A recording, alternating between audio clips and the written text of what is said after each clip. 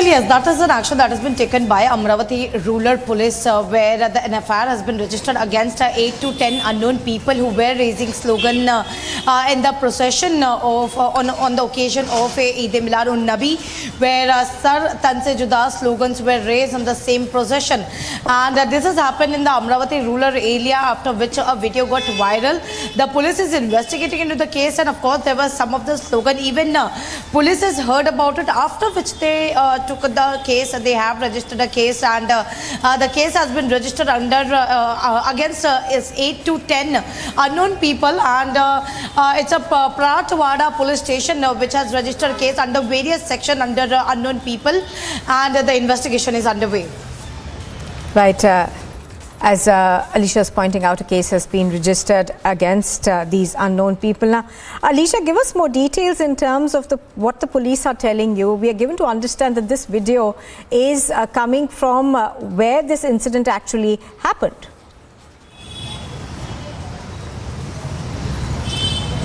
Well, the police from where we have spoken to the Amravati rural SP, which has given an information that it is a video that has been going viral, and this is on the occasion of Eid Milad-ul-Nabi procession which was ongoing, and there are some of the people who were raising slogans Sar Tanse Juda, after which looking into that video where the police has registered a case under various section and against 8 to 10 people. Now the video has been scrutinized. They are going to check whether people who were involved and who is the procession, whether the procession has the permission or not.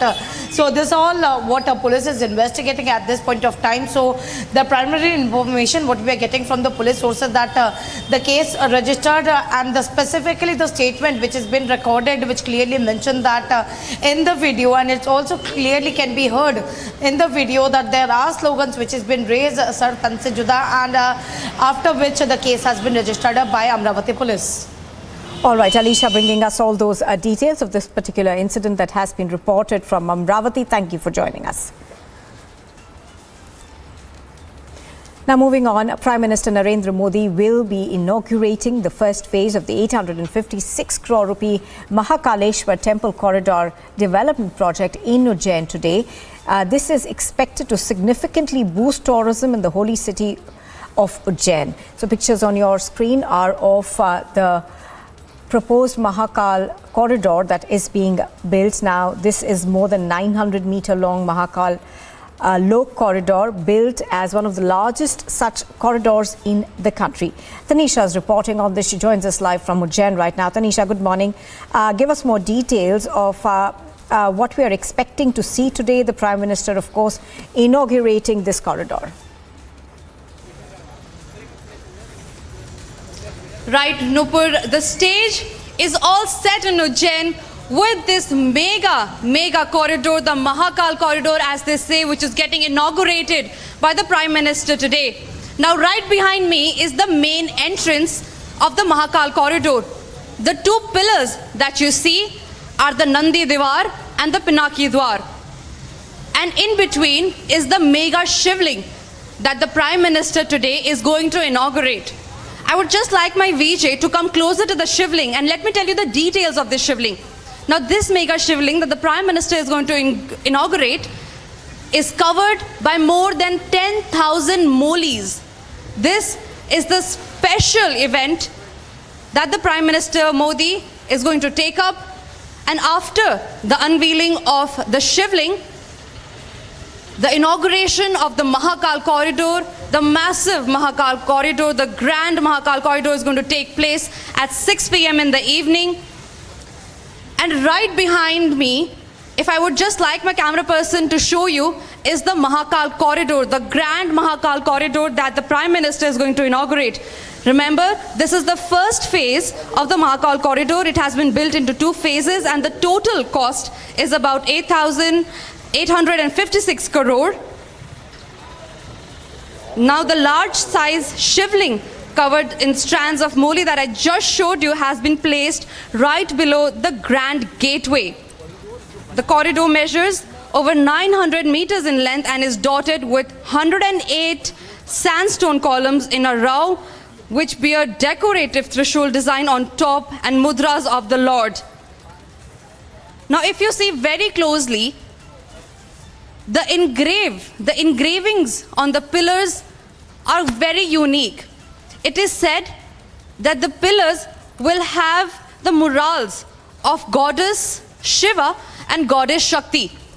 And not just this, where I'm going to take you now is the massive fountain. So now it is not just about the day show, but also the night show. So during the day, this beautiful corridor, the sandstone of this corridor will light up on its own. But during the night, there'll be a fountain show. There'll be, the corridors will be lit up with yellow light all over the place. So it again, like I said, it's not just a day show, but also a night show. Back to you, Nupur. Absolutely, and as you're pointing out, obviously this is likely to boost tourism in a major way in Ujjain. Tanisha, you were of course taking us through the entire project that has been built at a huge cost. Tanisha, we were earlier learning that this is going to be increased to about 47 hectares, the total land, and will be developed in 2 phases under the Ujjain district administration. Could you take us through what is the second phase of this?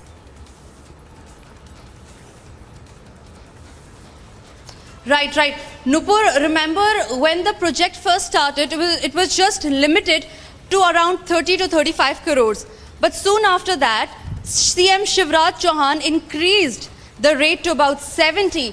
Now, massive amount, huge amount has been put up for the inauguration of these corridors right around like 10 a.m. in the morning when we were coming from Indore airport to Ujjain. The streets were lit up, saffron flags were there all over the streets. There were posters of Narendra Modi and CM Shivraj Singh Chauhan welcoming Prime Minister Narendra Modi. Posters were also put up. And according now to the tentative travel plan of the Prime Minister, he is to undertake the journey to Indore airport by air and then fly in a helicopter in the evening. Now, the Mahakaleshwar temple is considered one of the holiest places on earth by the Hindus, and lack of people come here from all parts of the country during the Shravan month especially. And maybe one of the biggest reasons of increasing the area of this corridor is also because this is the hub of all Hindus when it comes to devotees, when it comes to religious festivals. Remember, this is also called the spiritual capital of India. Back to studios. Absolutely. Just as Tanisha was pointing out, of course, the Mahakaleshwar temple is one of the 12 Jyotirlings in the country, which attracts a large number of devotees. And the corridor that is going to be inaugurated by the Prime Minister, of course, will essentially boost tourism in Ujjain. Tanisha, if I could come back to you. Tanisha, give us a sense of the itinerary of the Prime Minister. We are being told that he will be arriving there, and thereafter, of course, there is going to be, his inaugurating the Shivling over there. And thereafter, we understand he will also be touring the corridor. So tell us more.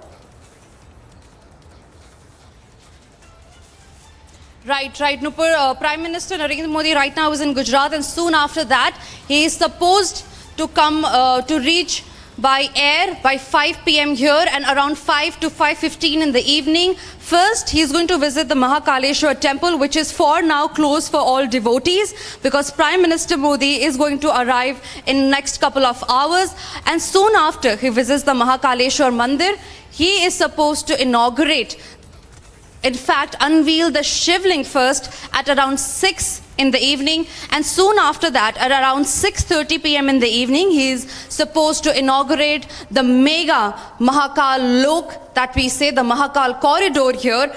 And after that he is going to go to Kartike Maidan. He is going to first take a survey, I beg your pardon, of the Mahakal Corridor. It's going to take 2 hours approximately, and after that he is going to go to Kartike Maidan, which is just about 20-30 minutes from the Mahakal Corridor, where he is going to address the people of Ujjain. Right. Absolutely. Absolutely. As you're pointing out, of course, this is more than 900 meters long. It's known as the Mahakal Corridor. It's been built as one of the largest such corridors in the country. Spreads around the old Rudrasagar Lake, which has been revived as a part of this redevelopment project around the famous Mahakaleshwar temple, which of course is one of the 12 Jyotirlings in the country. And Tanisha is bringing us the latest on this. Tanisha, thank you very much for joining us with all those inputs.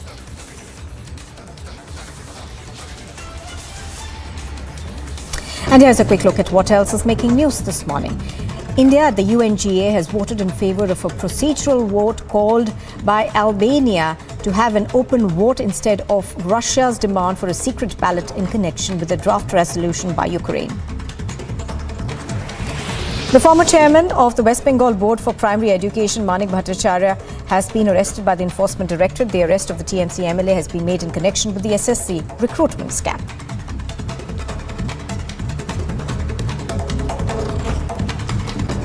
Raids are being conducted at over 16 locations allegedly linked to the radicalization and promotion of enmity in the valley. The raids come as terror organizations raising funds via Hawala channels were banned by the MHA earlier. Defence Minister Rajnath Singh is expected to pay his respects to the former Defence Minister of the country, Mulayam Singh Yadav.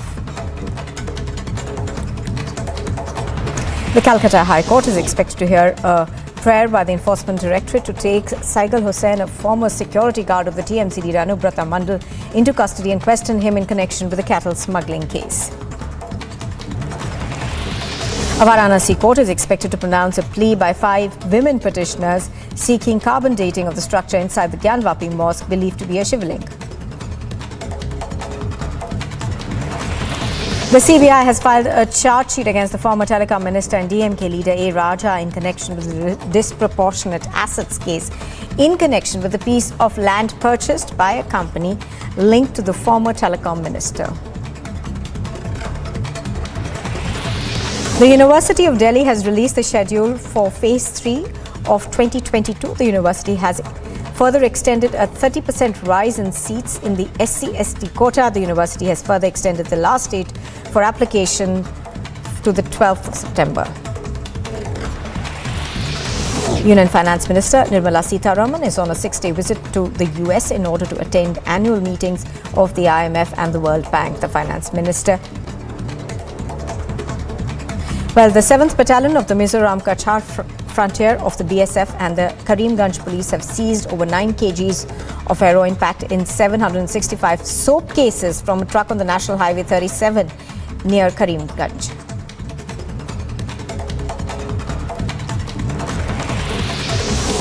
And the Union Finance Minister Nirmala Sitharaman is on a 6-day visit to the US in order to attend the annual meeting of the IMF and the World Bank. The Finance Minister is also scheduled to participate in the G20 Finance Ministers and Central Bank Governors meeting, besides bilateral meetings.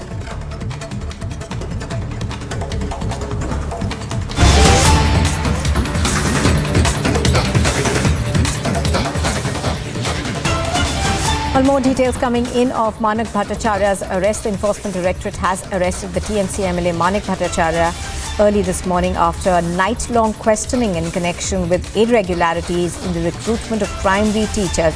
Bhattacharya was the former chairman of the West Bengal Board of Primary Education and was allegedly arrested for not cooperating with the investigation.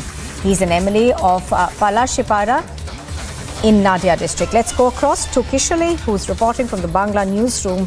Kishale, give us more details of the non-cooperation that the ED has accused him of. The ED, of course, says that he was not being cooperative and was consistently dodging questions. Well, Nupur, there are 2 parts of this whole investigation. The first part is the criminal irregularity where Manik Bhattacharya and people associated with the recruitment scam did not provide jobs to the worthy candidates, and instead of that took money, took bribe and provided jobs to unworthy candidates. The next part of the investigation is where ED is looking at the money laundering part, the taking of bribes and what amount of money was taken and then given to whom, the whole process of this chain of this exchanging of illegal exchange of money.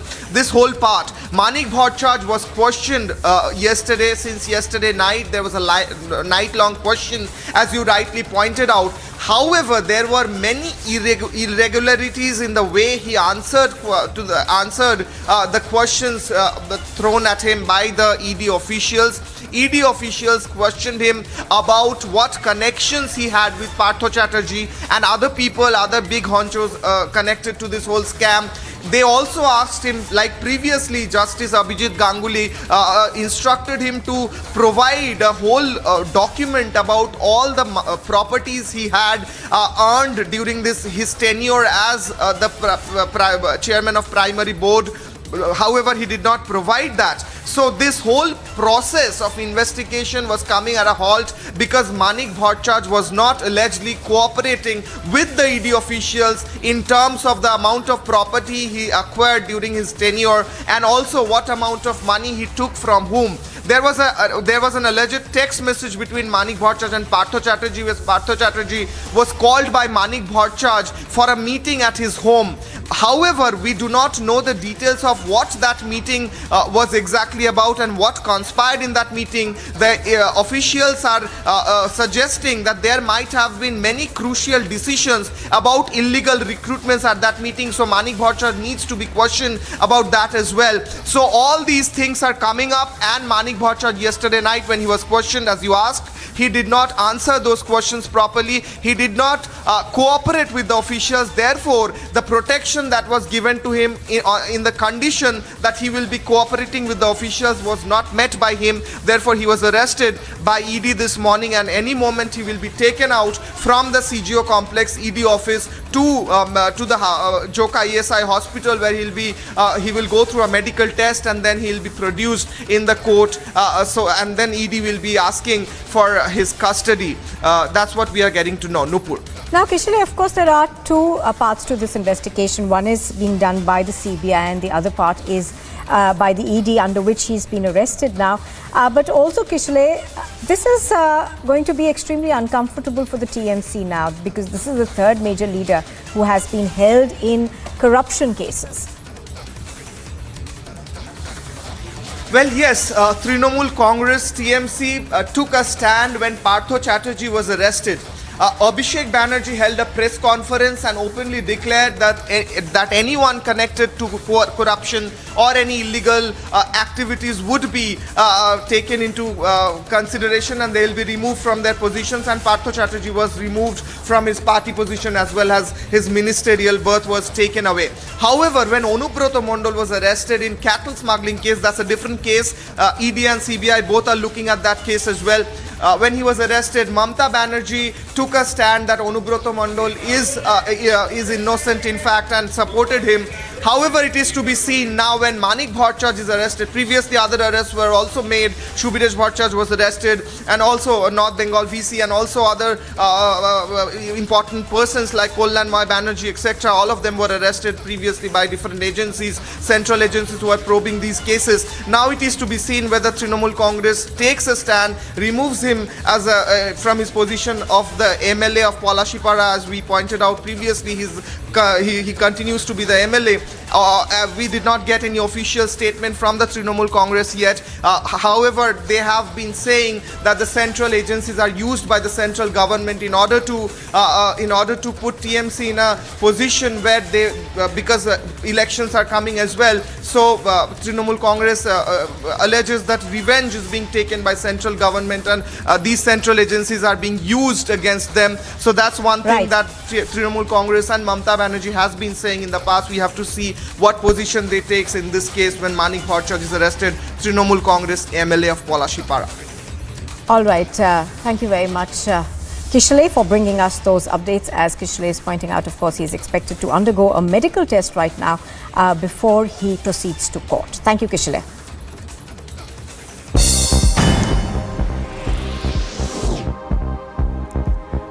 And here's a quick look at what else is making news in the world of sports. Surprise UEFA Champions League Group E leaders Red Bull Salzburg prepared for their face-off against the Croatian outfit Dinamo Zagreb.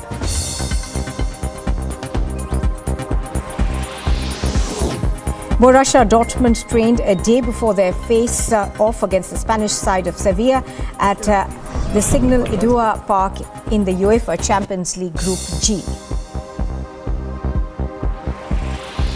Shakhtar Donetsk faced Real Madrid with a prospect of being overtaken by the third place Leipzig in the race of a knockout. The Ukrainian side is a point clear of Leipzig, which visits winless Celtic in the other group match.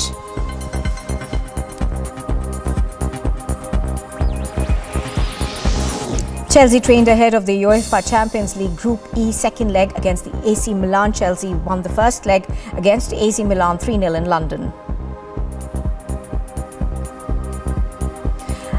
A group of young Ukrainian golfers forced to leave their war-torn homeland travelled to Scotland, where they were invited to participate in a golf camp courtesy the RNA Women in Golf Leadership Development Programme.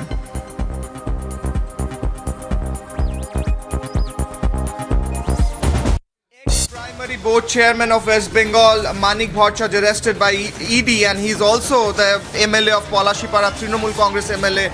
We will keep an eye on all these updates. We'll be coming back with more after a short break.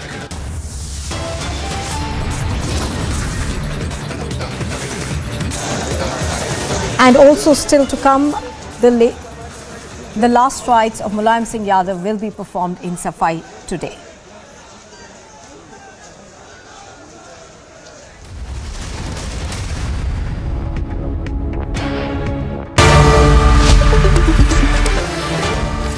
Good evening, viewers. Things are escalating very rapidly on the US, Russia, Ukraine front, and serious academics are now talking about the very real possibility, some say in fact the 1 in 6 possibility of a global nuclear war breaking out.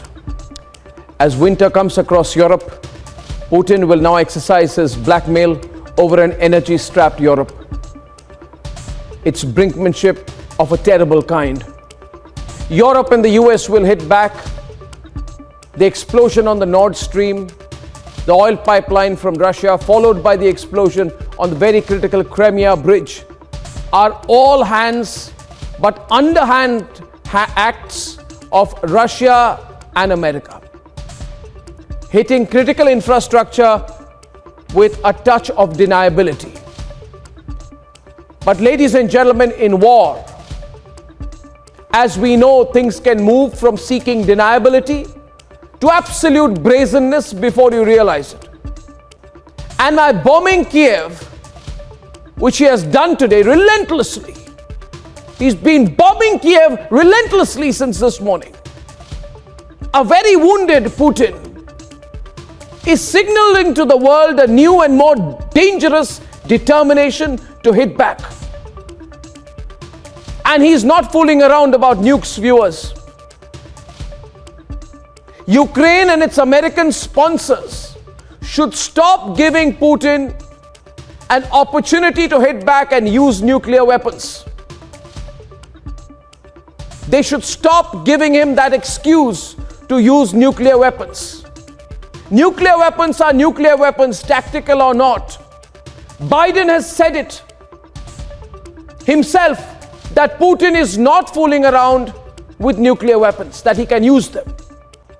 And he has even said that even a small tactical nuclear strike by any side will lead, you can take it as a certainty, to multi-pronged global escalation, which means a global nuclear war, which nobody can and nobody will control. The world will then go back 1,000,000 years. Viewers, this has to stop now. Ukraine is nobody's war. Nobody's war. Putin should be allowed to deal with his own problems. And I would even say that if he wants the face saver of an annexation, he should be allowed one. And then the world must move on. Putin, wounded and desperate to show victory, will drag the whole world, including all of us, to a nuclear conflict. But equally, Biden must now put the brakes on his war industry. A nuclear war is not a theoretical possibility that only some experts in geopolitics are doing long-term risk analysis about. A nuclear war is a very real short-term possibility. And that is why, given its growing significance, that is why it is my first debate tonight. Else is making news this morning. Prime Minister Modi scheduled to inaugurate the first phase of the 856 crore rupee Mahakaleshwar Temple Corridor development project in Ujjain in Madhya Pradesh. The project is to be named as Mahakal Lok. The world supermarket. World is ours for the taking.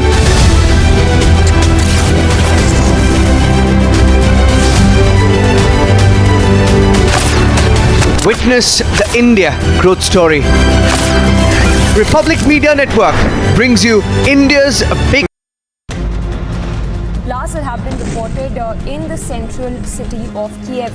Russia has once again escalated deadly attacks on cities across Ukraine.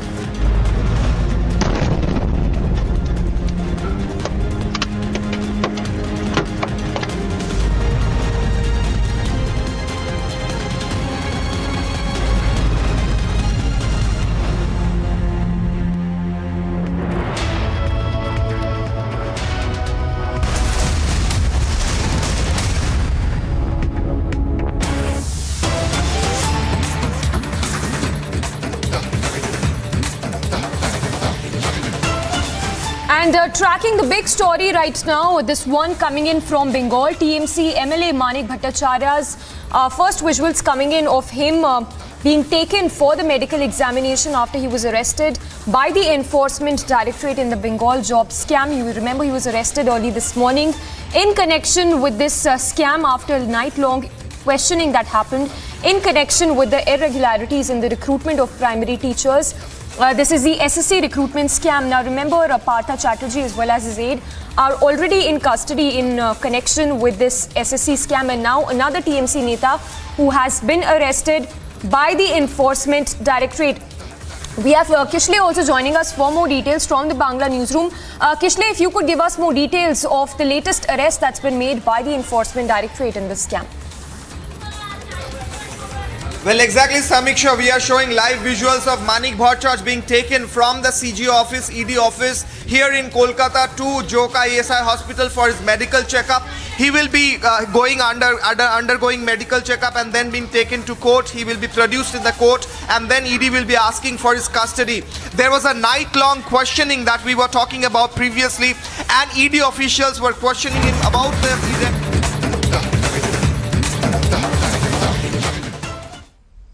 a population greater than that of the USA, ensuring 135 million uninsured people, about twice the population of France, taking sanitation facilities to 110 million families and tap water connection to over 60 million families. India is ensuring no one is left behind. Friends, India's development journey, two pillars are key: technology and talent. Let us look at the first pillar, technology.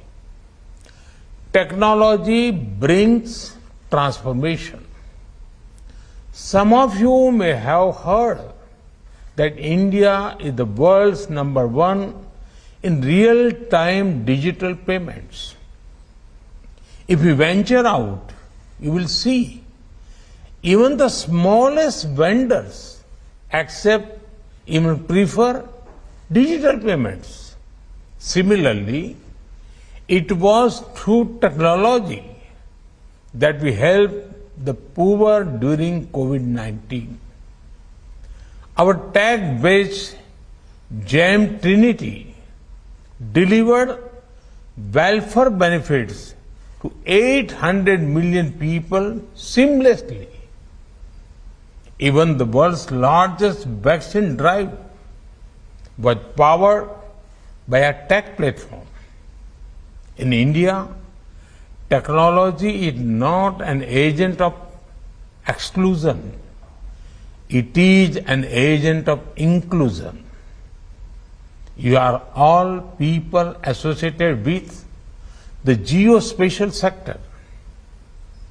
You will be extremely happy to know geospatial technology has been driving inclusion and progress. Take our Swamitva scheme for example. We are using drones to map properties in villages. Using that data, villagers are receiving property cards. For the first time in decades, people in rural areas have clear documents of ownership. Most of you know how property rights are the bedrock for prosperity anywhere in the world. This prosperity can be further accelerated when women are the prime beneficiaries of ownership. This is what we are doing in India. Our public housing scheme has provided home to nearly 24 million poor families.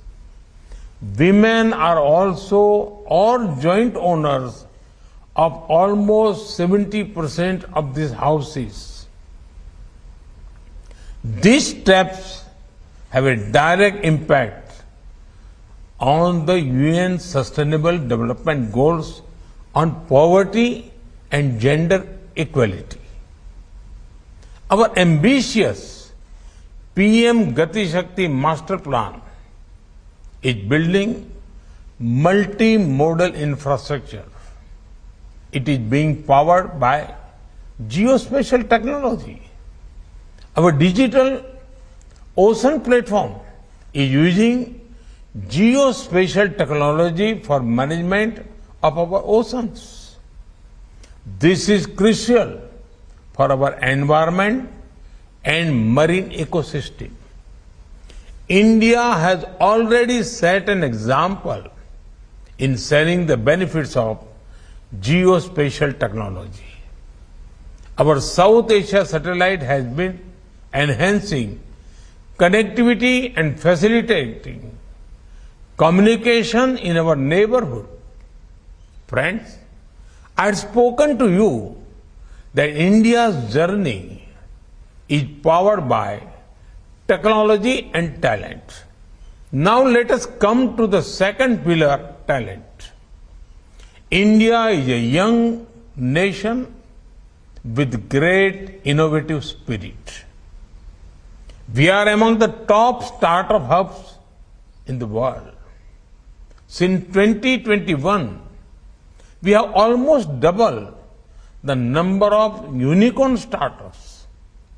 This is due to India's young talent. India is celebrating 75 years of freedom from colonial rule. One of the most important freedoms is the freedom to innovation. This has been ensured for the geospatial sector in India. We opened the sector up for our bright young minds. All the data collected over 2 centuries suddenly became free and accessible. Collection, generation, and digitization of geospatial data are now democratized. Such reforms are not isolated.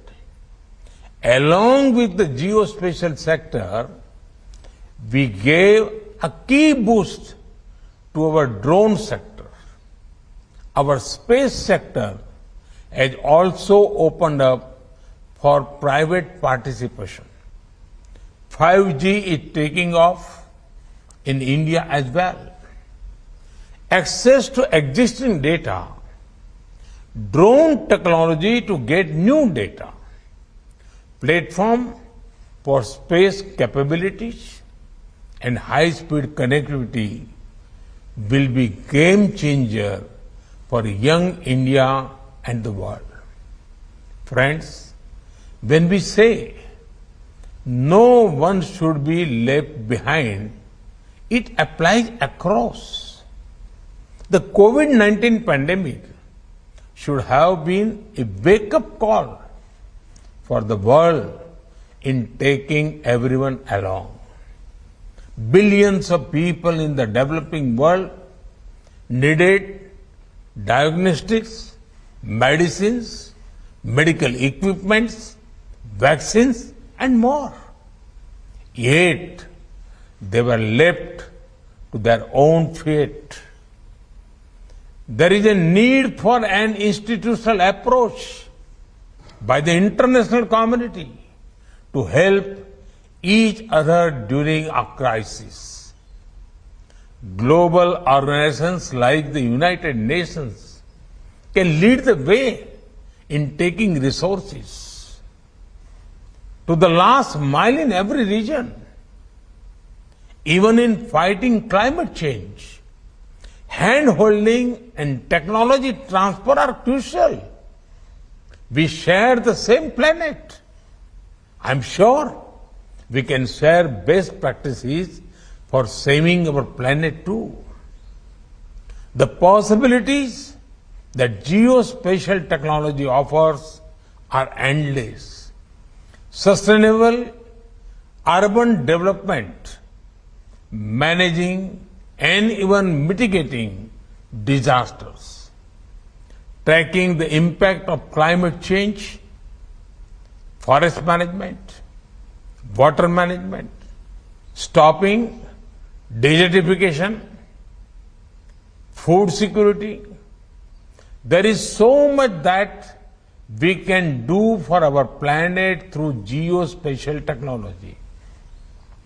I wish that this conference become a platform to discuss developments in such important areas. Friends, the second UN World Geospatial International Congress makes me optimistic.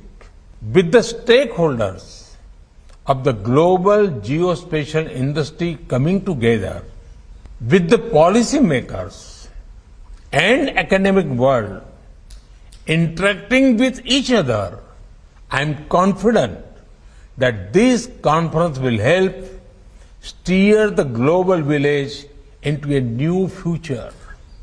Thank you. Thank you very much. So Prime Minister's address there talking about sustainability, that technology that drives sustainability, and saying that how one should, each country should be taking all its citizens along, and that COVID pandemic has taught the world a lesson.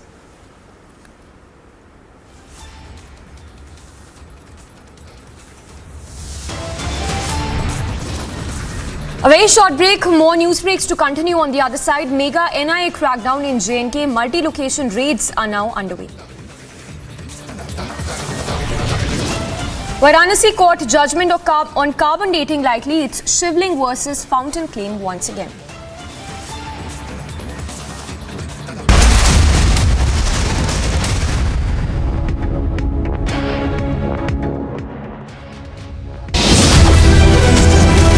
Steady amid recession.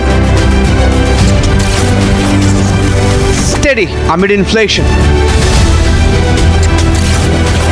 Goal is global dominance. Witness the India growth story. Republic Media Network brings you India's biggest economic summit. Time to once again action our destiny. Focus on mission superpower.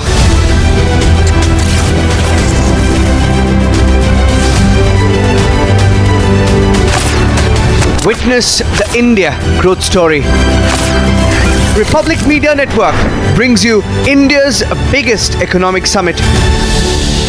Else is making news this morning. Prime Minister Modi scheduled to inaugurate the first phase of the 856 crore rupee Mahakaleshwar Temple Corridor development project in Ujjain in Madhya Pradesh. The project is to be named as Mahakal Lok.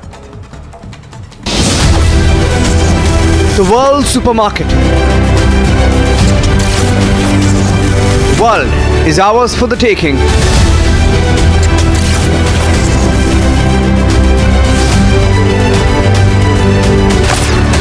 Witness the India growth story. Republic Media Network brings you India's biggest economic summit. Samajwadi Party founder Mulayam Singh Yadav is to be cremated at Safai, his native village at the district in Itawa in Uttar Pradesh. The BRS chief and Telangana Rashtriya Samiti and the Chief Minister of Telangana, K. Chandrasekhar Rao, is also likely to be present at the funeral. 2021, the Indian economy was all geared up. We are headed for greatness as a nation. We will be a superpower. If there's something that I want to see in our lifetime, it is to have our best living years as a citizen of a superpower. Now there's a new goal, Mission Superpower. Witness the India growth story. Republic Media Network brings you India's biggest economic summit. The Election Commission has allotted the flaming torch as the poll symbol to the Uddhav Thackeray faction of the Shiv Sena, with the party's name now being Shiv Sena Uddhav Balasaheb Thackeray. The Shinde faction, meanwhile, has been named the Balasahebchi Shiv Sena, with the EC has asked them to submit a fresh list of poll symbols. Time to once again action our destiny. Focus on Mission Superpower. Witness the India growth story. Republic Media Network brings you India's biggest economic summit. Mission Superpower is the ultimate.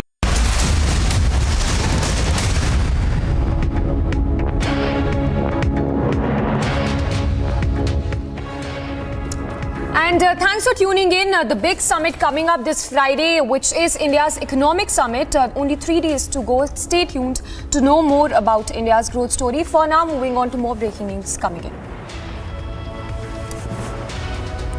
And news on the NI raids which are underway, multi-location NI raids which are underway in several locations in JNK, including Srinagar and Jammu. We're now getting to know sources telling Republic among the people whose places are being raided by the NI include religious preacher of Darul Uloom in Bandipora, as well as Samam Ahmed Loan, professor at NIT in Srinagar. We'll go across to Zeenat, who's reporting live from Srinagar from the raid location, as well as Gursimran, who's also at the raid location in Jammu. So multi-location NI raids which are currently underway in JNK. The visuals as well coming in from Shopian, Rajouri and other places where the NI raids are taking place in a major crackdown on terror funding.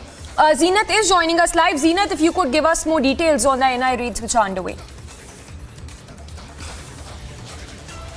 See the NI raids that are taking place since morning in Jammu and Kashmir. Talking about the Kashmir region, we are seeing the raids in the Badgam, in Pulwama, in Shopian. Similarly, some of the raids are also taking place in Srinagar's uptown. These raids are related to the terror funding, the way these people have been using the money to support the terrorism in the Jammu and Kashmir. We are seeing the NIA, the team of NIA along with J&K police as well as the CRPF doing the raids and Shopian, Pulwama, and meanwhile in Srinagar and also other parts of the central Kashmir. It is more like that the government wants to take the oxygen out from the terror network because they are the ones who have been supporting the terror network in Jammu and Kashmir. They have been conspiring to motivate youth to join the terror ranks. There have been the channels that through which the money would come, like Hawala channels, although many such channels have been choked by the government of India by arresting number of people involved in this kind of terror business. Talking about the main leads that are coming from the Bandipora, Darul Uloom has been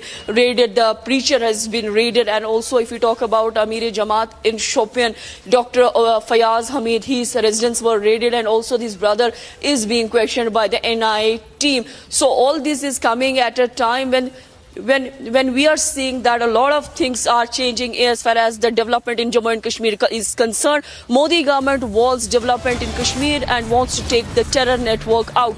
More on the story, keep watching Republic TV.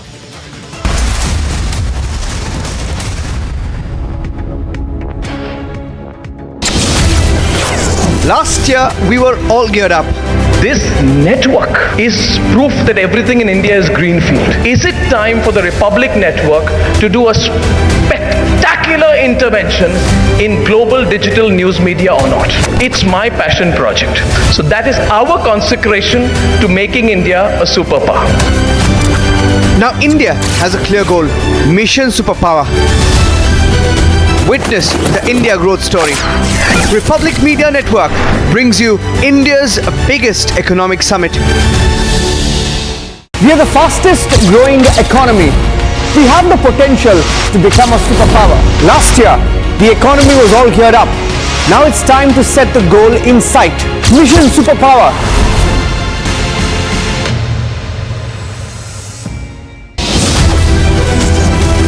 Steady amid recession. Steady amid inflation. Goal is global dominance. Witness the India growth story. Republic Media Network brings you India's biggest economic summit. Time to once again action our destiny. Focus on Mission Superpower.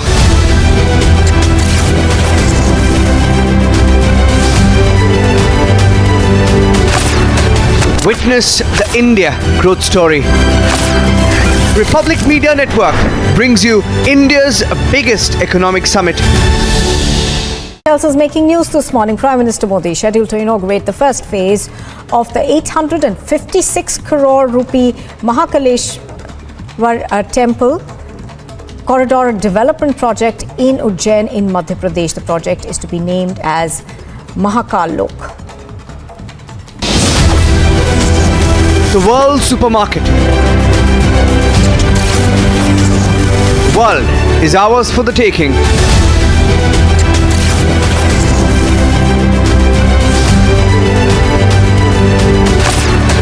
Witness the India growth story. Republic Media Network brings you India's biggest economic summit. Samajwadi Party founder Mulayam Singh Yadav is to be cremated at Safai, his native village at the district in Etawah in Uttar Pradesh. The BRS chief and Telangana Rashtriya Samiti and the Chief Minister of Telangana, K. Chandrasekhar Rao, is also likely to be present at the funeral. 2021, the Indian economy was all geared up. We are headed for greatness as a nation. We will be a superpower. If there's something that I want to see in our lifetime, it is to have our best living years as a citizen of a superpower. Now there's a new goal: Mission Superpower. Witness the India growth story. Republic Media Network brings you India's biggest economic summit.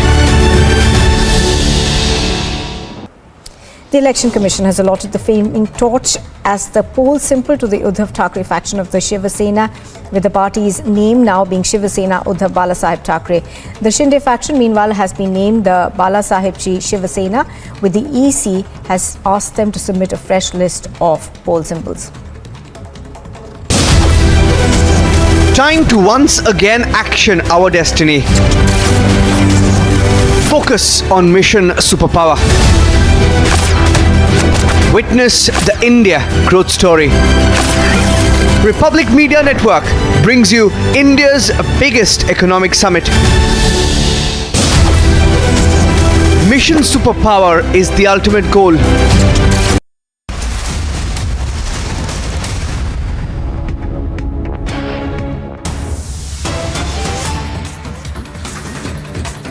And update coming in on the crackdown on the Daud gang in Mumbai. We're now getting to know that the Mumbai Police Anti-Extortion Cell have arrested 5 individuals linked to the Daud gang. The arrests come, remember, days after the arrest of Salim Fruit as well as Riaz Bhati. Alicia is joining us live from Mumbai. Alicia, if you could give us more details on the big arrest, on the 5 arrests that have been made linked to the Daud gang. Well, Samisha, it's all started with the complaint that was given by a businessman, after which Riaz Bhati and Salim Fruit, who has been arrested by Mumbai Police Extortion Cell, There are more information they have gathered while both of them were in the custody, because we remember the Riaz Bhati, who was asked for the further custody, the remand from the court by the Mumbai police, clearly mentioning that they want to confront Salim Fruit and Riaz Bhati, after which Salim Fruit, who was in judicial custody earlier, was arrested by National Investigation Agency, while both were confronted and get to know that there are more people who have been involved with Riaz Bhati and Salim Fruit. So there are 5 individuals that has been arrested by anti-extortion cell of Mumbai police, and this includes that is Ajay Gosaria, Firoz Chamda, Samir Khan, Amzad Redkar, and one more person. So these are the 5 individuals who have been linked to the D gang, has been arrested by extortion cell, anti-extortion cell of Mumbai police, and the interrogation is underway. Yes. Also, Alicia, just if you could briefly talk to us about Riaz Bhati as well, the kind of interrogation that will happen, especially vis-a-vis the new arrests that have been made. Well, importantly, this 5 arrests that has been made by anti-extortion cell of Mumbai police will be taken to the court, and their remand, their custody will be asked by the Mumbai police. We know that the complaint that was filed by a businessman clearly mentioning that he was getting a threat to kill by Riaz Bhati and Salim Fruit. So it was Salim Fruit who met Riaz Bhati with the same businessman, and they were extorting the same businessman, even if the car was getting, that was a Rolls Royce car that was given to the given to Riaz Bhati. Right after which there is a crackdown of the D gang by Mumbai police, where not only the Riaz Bhati and the Salim Fruit, but the other 5 individuals linked to the D gang has been arrested. Continuously rolling on this big story. We'll be back after a short break. Stay tuned.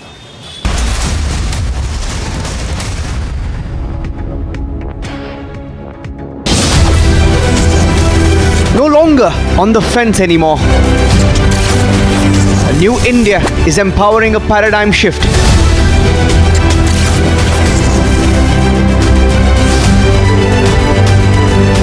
The mission now is global dominance. Republic Media Network brings you India's biggest economic summit. Union Home Minister Amit Shah is expected to visit Bihar, with the visit being his second one in 3 weeks. He's scheduled to hold a rally at the district of Saran in order to celebrate the birth anniversary of the socialist icon Jayaprakash Narayan. Last year, we were all geared up. This network is proof that everything in India is greenfield. Is it time for the Republic Network to do a spectacular intervention in global digital news media or not? It's my passion project. So that is our consecration to making India a superpower. Now India has a clear goal: Mission Superpower. Witness the India growth story. Republic Media Network brings you India's biggest economic summit. We are the fastest growing economy. We have the potential to become a superpower. Last year, the economy was all geared up. Now it's time to set the goal in sight. Mission Superpower.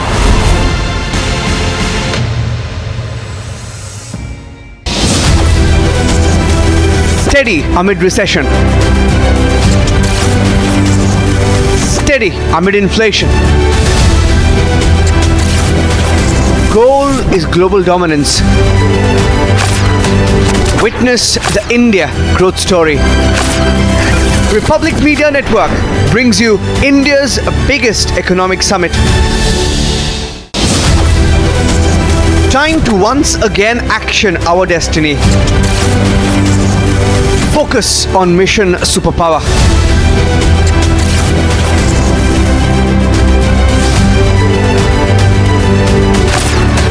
Witness the India growth story. Republic Media Network brings you India's biggest economic summit. Else is making news this morning. Prime Minister Modi scheduled to inaugurate the first phase of the 856 crore rupee Mahakaleshwar Temple Corridor development project in Ujjain in Madhya Pradesh. The project is to be named as Mahakal Lok.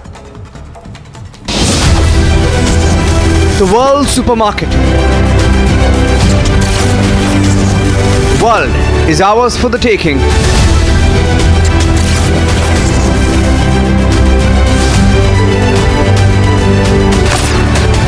Witness the India growth story. Republic Media Network brings you India's biggest economic summit. Samajwadi Party founder Mulayam Singh Yadav is to be cremated at Sifai, his native.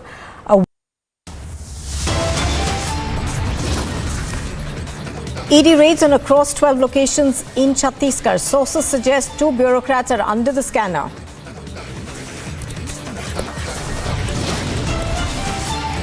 After Partha Chatterjee and his aide, yet another Mamata man is in the dock. Manik Bhattacharya has been arrested by the ED in the Bengal job scam.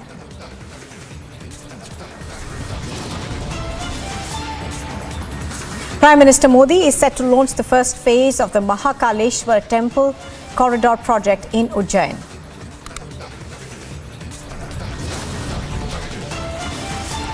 Mega NIA crackdown in Jammu and Kashmir. Multi-location raids are underway.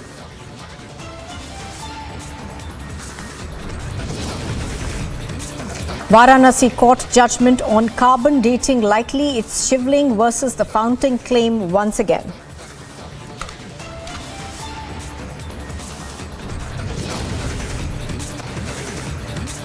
Samajwadi Party founder Mulayam Singh Yadav's cremation to take place in Sifai today.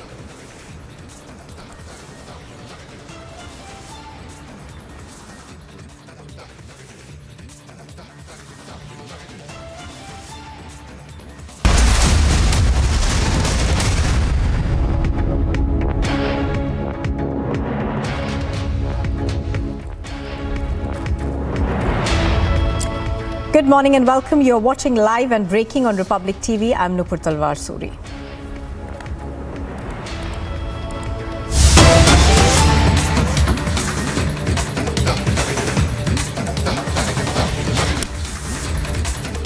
Well, news just coming in. We are now given to understand that the Chief Justice of India, UU Lalit, has named Justice D.Y. Chandrachud as his successor and the next Chief Justice of India.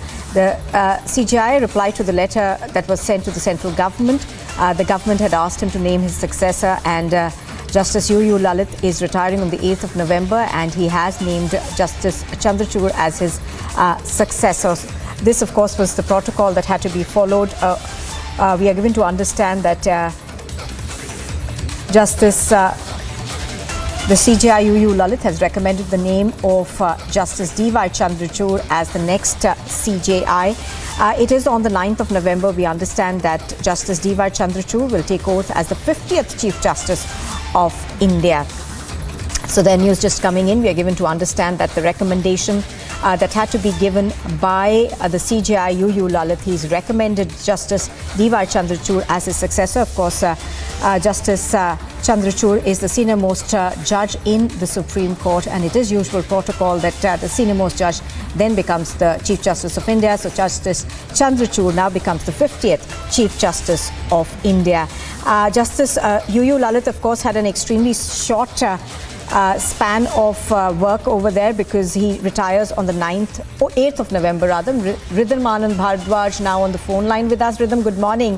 Ridham, we understand that the protocol that is followed of UU Lalit sending the name of the next CJI has now been complete. Absolutely, and if you could, Nupur, at this time, tell our viewers, Justice Chandrachud, the second most senior judge currently of the Supreme Court of India. He was also former Chief Justice of the Allahabad High Court, a former judge of the Bombay High Court, and he is now set to assume the office of the Chief Justice of India in November. He's also the son of the longest-serving Chief Justice, Justice Y.V. Chandrachud. So he is now, here he studied at the Delhi University in 1982. He worked for Fali Narayan after graduation from Harvard. He also worked at the law firm Sullivan and Cromwell. He described his experience as a sheer fluke at that time when he did come and join the bar. He practiced law at the Supreme Court and the Bombay High Court and was designated a senior by the Bombay High Court. He was also appointed as the Additional Solicitor General of India, a role he held until his appointment as a judge.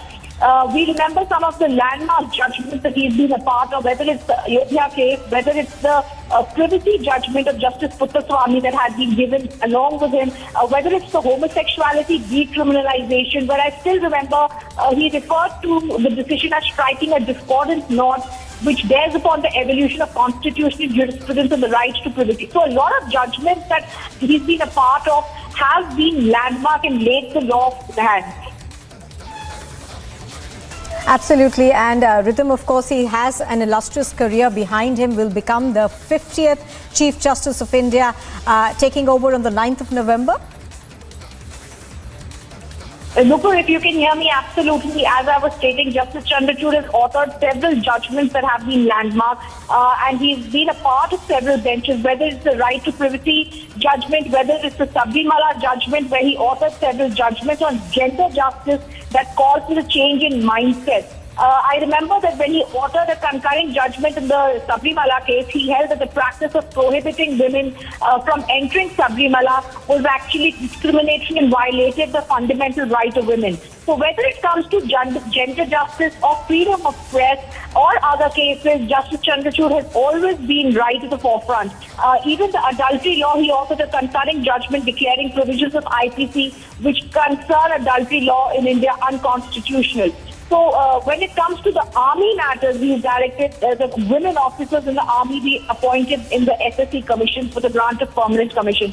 We can just go on because the next Chief Justice of India has given out judgment after judgment for freedom, for democracy, and for rights of the press to be upheld. All right, Rhythm Bhardwaj joining us on that. Thank you very much. As Rhythm was pointing out, of course, Justice Chandrachud will now take over as the 50th Chief Justice of India.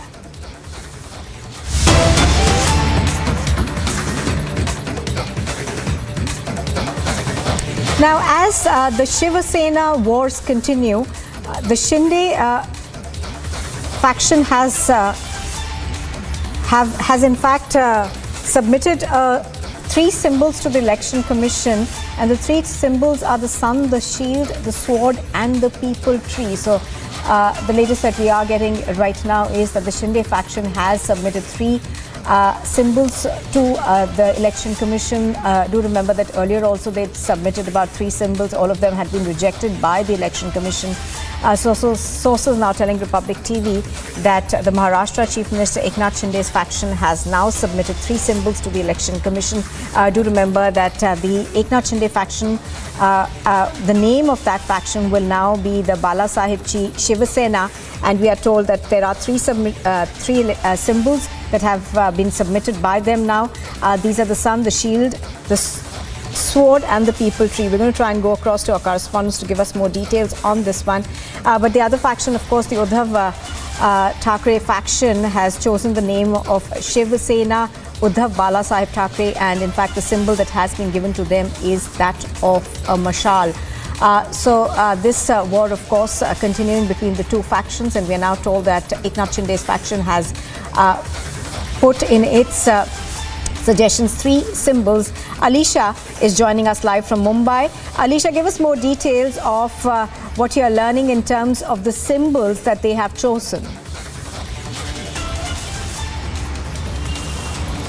Well, yes, there are 3 symbols that has been submitted to Election Commission of India by Eknath Shinde. One is the sun, second is a shield sword, that is a dhal talwar, third is a people tree. So these are the 3 symbols that has been submitted as asked by Election Commission of India, because yesterday while giving the letter, whether it is to the Uddhav Thackeray or whether it is to Eknath Shinde party name will be Baya Sahibanchi Shiv Sena, but the 3 of the symbols has been rejected by ECI, clearly mentioning that it may it has been denied because of the religious connotations. So this was the reason that was given, and also asked Eknath Shinde to provide 3 new symbols from the free symbols allocated by Election Commission of India, after which Eknath Shinde has already submitted a letter, the letter that contains 3 new symbols, that is sun, shield sword, and people tree.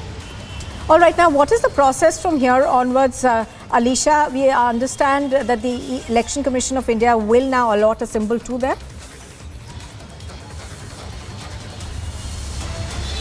Well, Well, yes, now Election Commission will look into it, the new 3 symbols that has been given by Eknath Shinde, after which one of the symbol will be given to Eknath Shinde, because here when it's come to the Uddhav Thackeray, there is already a mashal that has already been allocated to Uddhav Thackeray, and the name will be Shiv Sena Uddhav Bayasaheb Thackeray.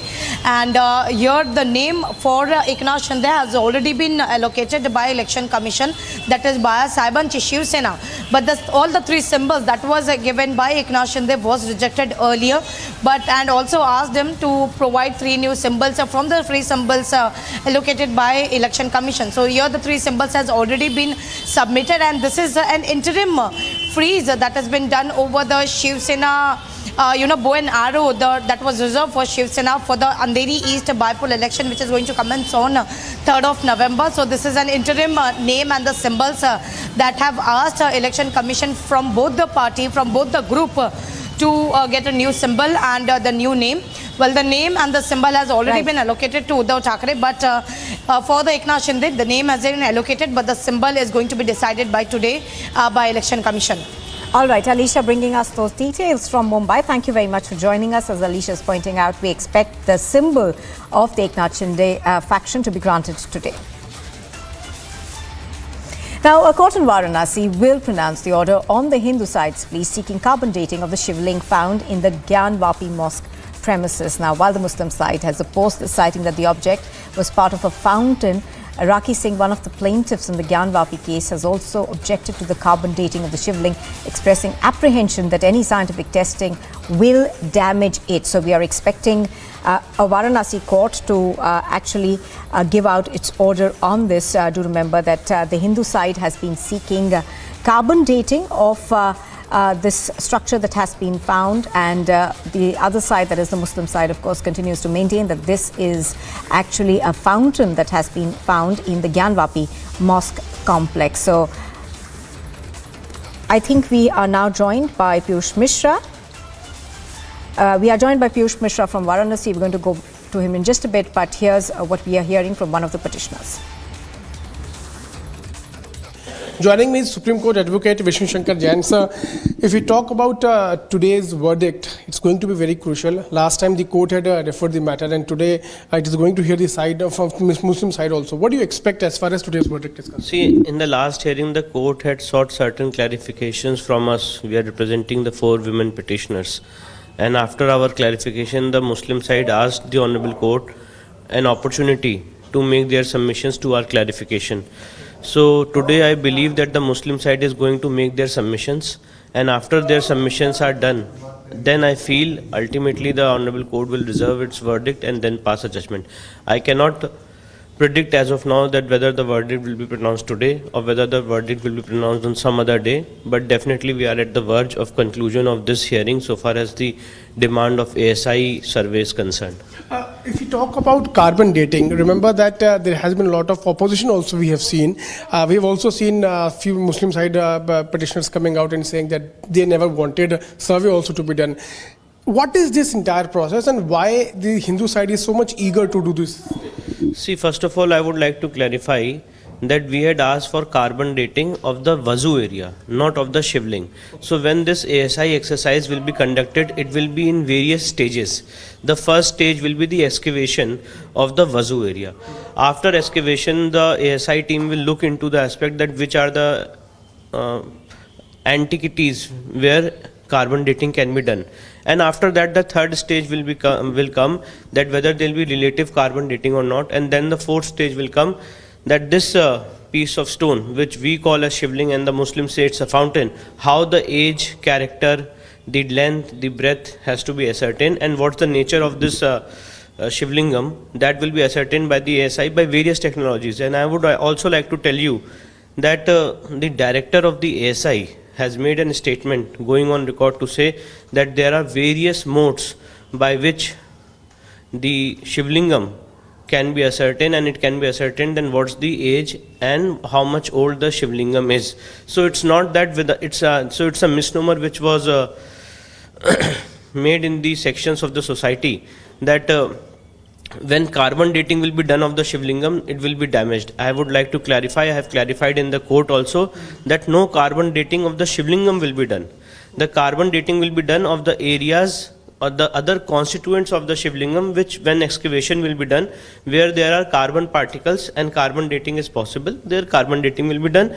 Where other modes are possible for ascertaining the age, nature and the length and breadth of the Shivlingam, those other aspects will be taken into by the ASI, and then a final report will be submitted before the court. If court rules in your favor, how often would you want these carbon dating to be done? No, I think that... How soon? It depends upon the order of the court. If the Honorable Court says that the report has to be submitted before the Honorable Court within a month or within 15 days, it depends upon the timeline which the court sets. And then I think the ASI will set into motion. Last question, how hopeful are you? I am very hopeful because if one side is saying it's a Shivlingam and other side is saying it's a fountain, without a scientific investigation, there is no mode by which it can be ascertained.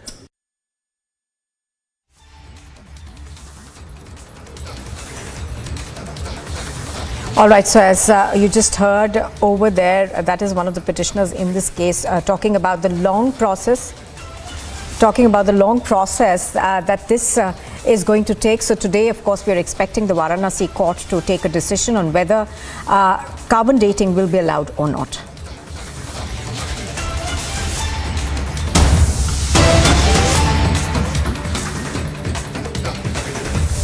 News is coming in fact, Andhra Prabha and India Ahead Director Gautam Motha has been summoned by the ED today for questioning in the Delhi exercise policy case. Now, the India Ahead Channel Director has been summoned in Liquorgate. This, of course, pertains to the ED, which has been investigating the monies in this case and how essentially there were a lot of firms that were formed to put in place these bribes that the CBI alleges were taken by liquor distribution companies and liquor companies to the Delhi government. Let's go across to Shravan Sen, who now joins me on the phone line. He has more details on this. Shravan, give us more details of the latest summoning that's been done by the Enforcement Directorate. We understand that the Andhra Prabha and India Ahead Director Gautam Motha has been summoned. Well, in fact, this comes days after the searches that were carried out by the Enforcement Directorate, which...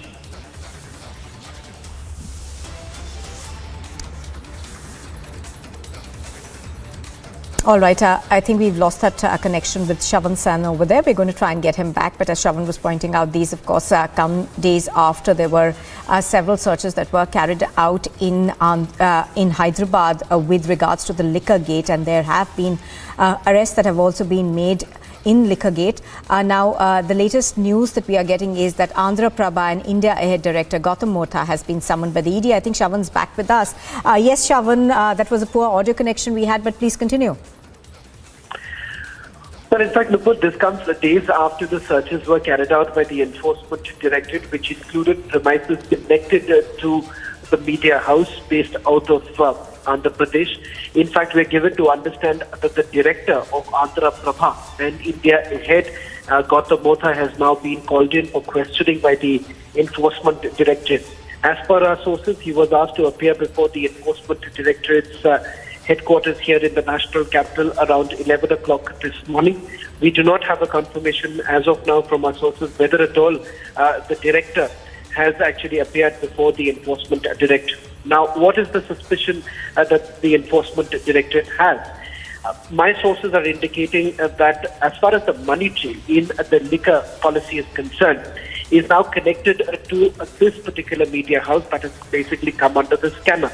In fact, the Enforcement Directorate has got a direct money trail, and that is the reason why the channel directors have basically now been called in for questioning. They perhaps would be asked to examine certain transactions that have taken place, which has basically come under the scammer.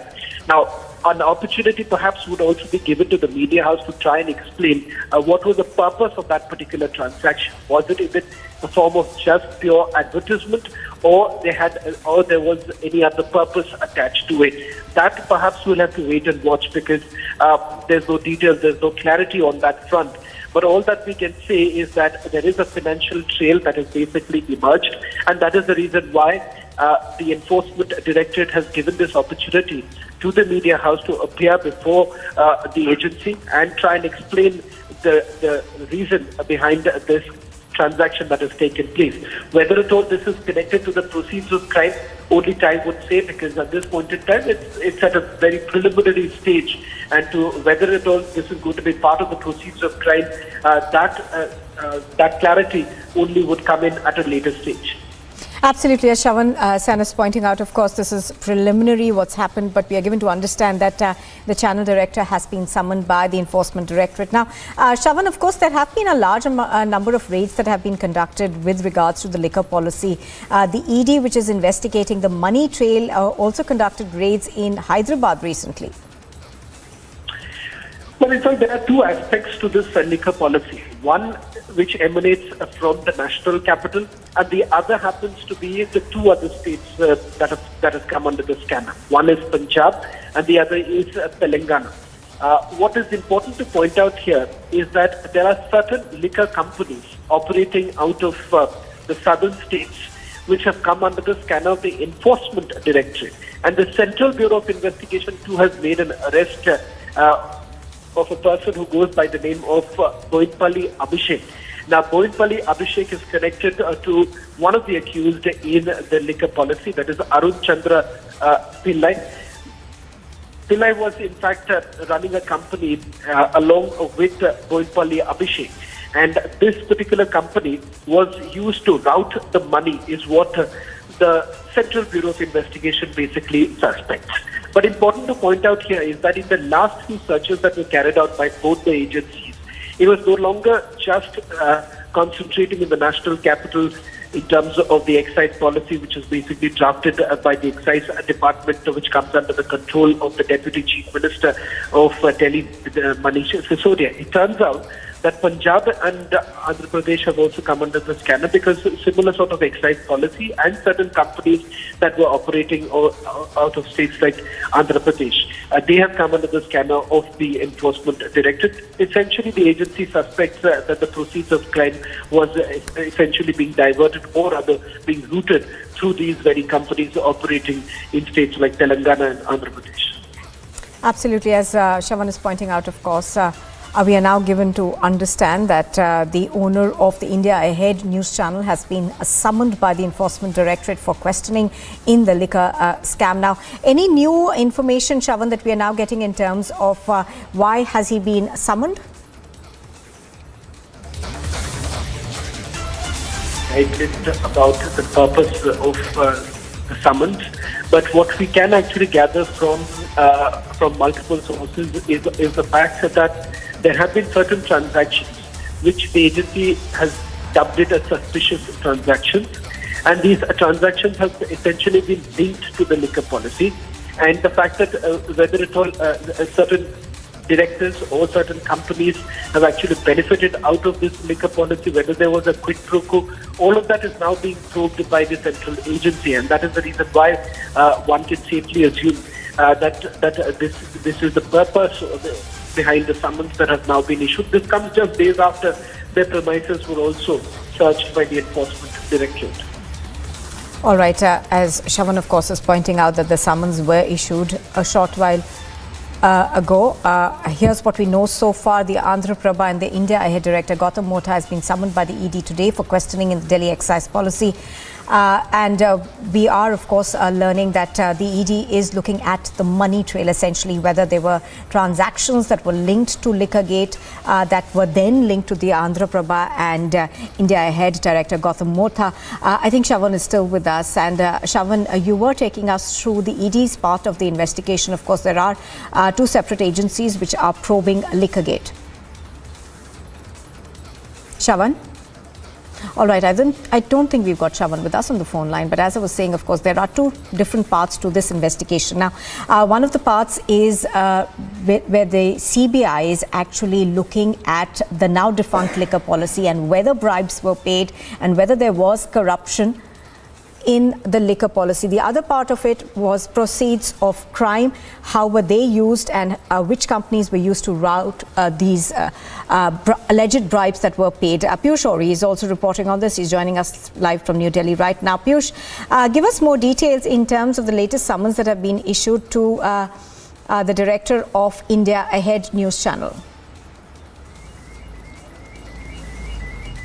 So you rightly said that now from the summons that have been given to the owner of the India Ahead News, the Telangana link is now being perfectly formed in this Delhi excise liquor scam. Now, mind you that yesterday the CBI arrested Bonipalli Abhishek Rao, from where we got to know that how he was linked by the amounts, the proceeds of crime and the amount of money that was being given to him through Indospirit owner Samir Mahindru.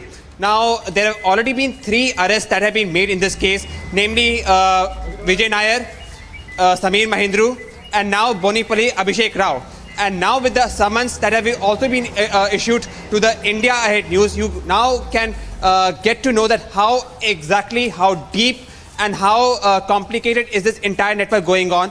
And you can also know that not only are the links there in Delhi, but the links there are also in Punjab and also Telangana, with summons being given to the India Ahead News that has its headquarters in Hyderabad, Telangana, and also with the arrest of Bonipalli Abhishek Rao. So yes, quite interesting days ahead, and it is going to be interesting to see that how many more arrests now are going to be done by the investigative agencies that include not only CBI but also the Enforcement Directorate. Back to you in the studio.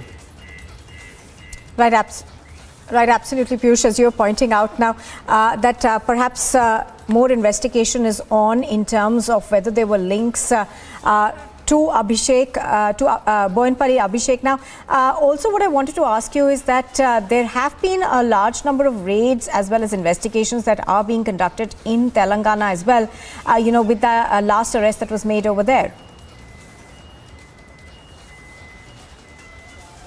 You rightly said, that this excise liquor scam, from the time we have come to know about this Delhi excise liquor scam, and from the time the raids have been conducted by CBI and also ED, we have come to know that this entire liquor gate scam is actually quite complicated and it is actually quite extensive. And what we come to know is that not only in Delhi, but it has found its links in Punjab and now also in Telangana. So yes, you rightly pointed out that the links of all this excise liquor scam is quite complicated, it is quite extensive, it is quite large, and thereby it is taking a long time for the investigative agencies to probe.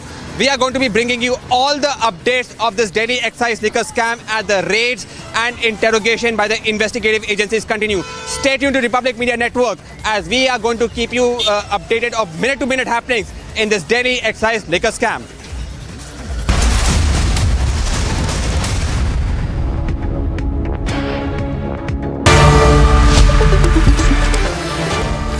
Good evening, viewers. Things are escalating very rapidly on the US-Russia-Ukraine front, and serious academics are now talking about the very real possibility, some say in fact the 1 in 6 possibility, of a global nuclear war breaking out.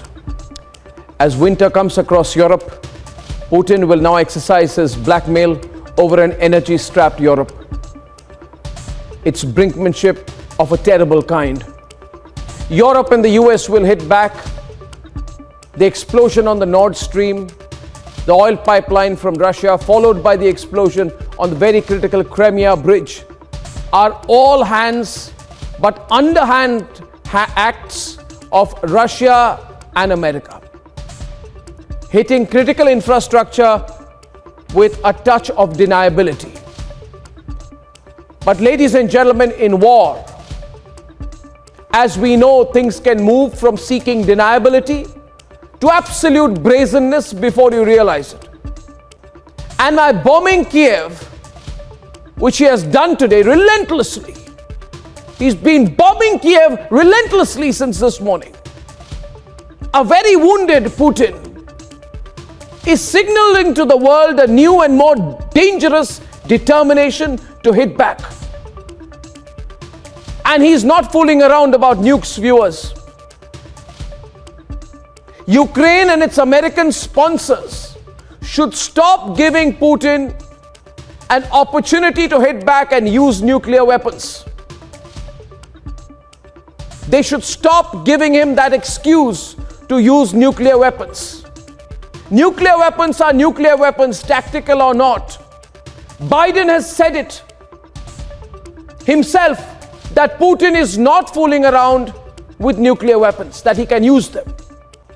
And he has even said that even a small tactical nuclear strike by any side will lead, you can take it as a certainty, to multi-pronged global escalation, which means a global nuclear war, which nobody can and nobody will control. The world will then go back 1,000,000 years. Viewers, this has to stop now. Ukraine is nobody's war. Nobody's war. Putin should be allowed to deal with his own problems.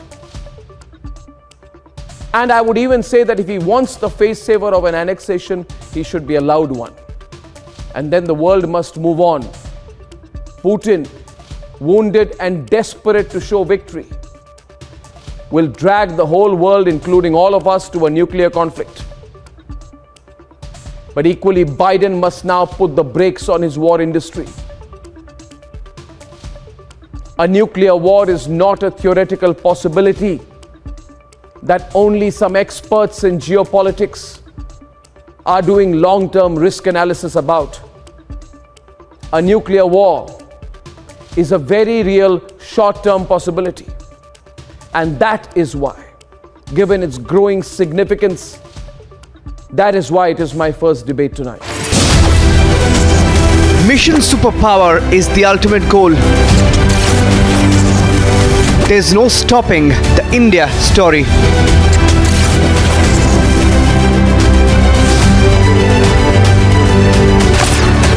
Witness the India growth story. Republic Media Network brings you India's biggest economic summit. A court in Varanasi is likely to pronounce a verdict in connection with the Gyanvapi mosque case, with the court earlier having ordered a filmography of the mosque and carbon dating of the alleged chiveling to be conducted.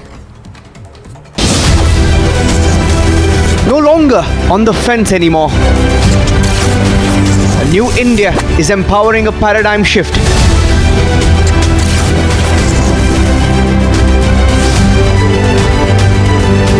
The mission now is... Top headlines at 11:30. More heads roll as ED News tightens in Liquorgate. India Head Channel Director now summoned. After Partha aid, yet another Mamta man in the dock, Manik Bhattacharya arrested by the ED in Bengal job scam.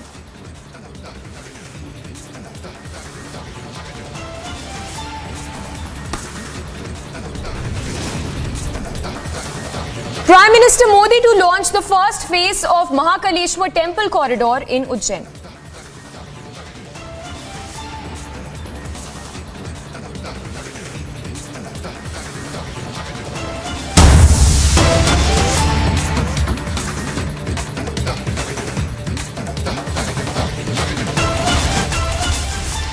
And straight away cutting across to these live visuals coming in of the TMC Neta Manik Bhattacharya, who was arrested.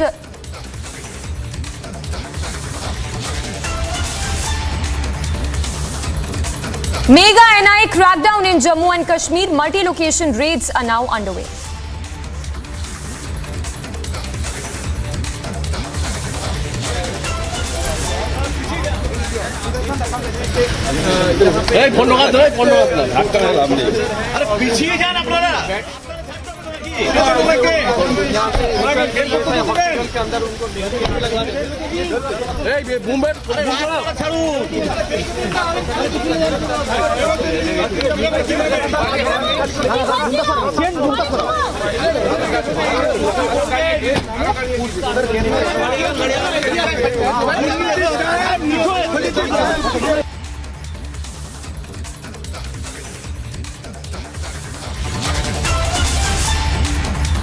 So these are the visuals coming in of the TMC Neta Manik Bhattacharya, whose medical examination is underway. The first visuals coming in of his arrest by the agencies in connection with the SSC recruitment scam. So after Partha Chatterjee and Arpita Mukherjee, another TMC Neta who's been arrested, and this one The TMC MLA Manik Bhattacharya, who's now been arrested after Partha Chatterjee's aide Arpita Mukherjee was also arrested.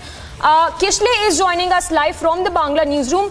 Kishle, if you could give us latest updates coming in on another arrest that's been made by the agencies in the SSC scam. Well, Samiksha, we can see live visuals from ESI hospital in Joka here in Kolkata. Manik Bhattacharya has been taken there for his health checkup, and he will be undergoing a health checkup, after which he will be taken to court, City Sessions Court, where he will be produced in the court, and ED will be asking for his custody. ED will be asking for his custody in order to understand and investigate all the money laundering part of this whole investigation of SSC recruitment scam. Manik Bhattacharya, who was the ex-chairman of Primary Board of Education, and also he is presently the Trinamool Congress TMC MLA of Palghar. He was a very close aide of Partha Chatterjee, a close friend of Partha Chatterjee, and he has been also in connection. He was connected to Partha Chatterjee through WhatsApp, and those chats has been taken into consideration by ED and CBI as well. CBI is also investigating this matter, and CBI previously raided his 3 different houses multiple times and gathered many evidences, including documents where names of candidates, unworthy candidates, were mentioned, who were given recruitment and job in different schools here in West Bengal without properly appearing for the exams or without scoring marks that were required. So right now, live visuals from Kolkata. Manik Bhattacharya, one of the big Trinamool leaders and one of the MLAs here in West Bengal, Palghar, he has been arrested by ED.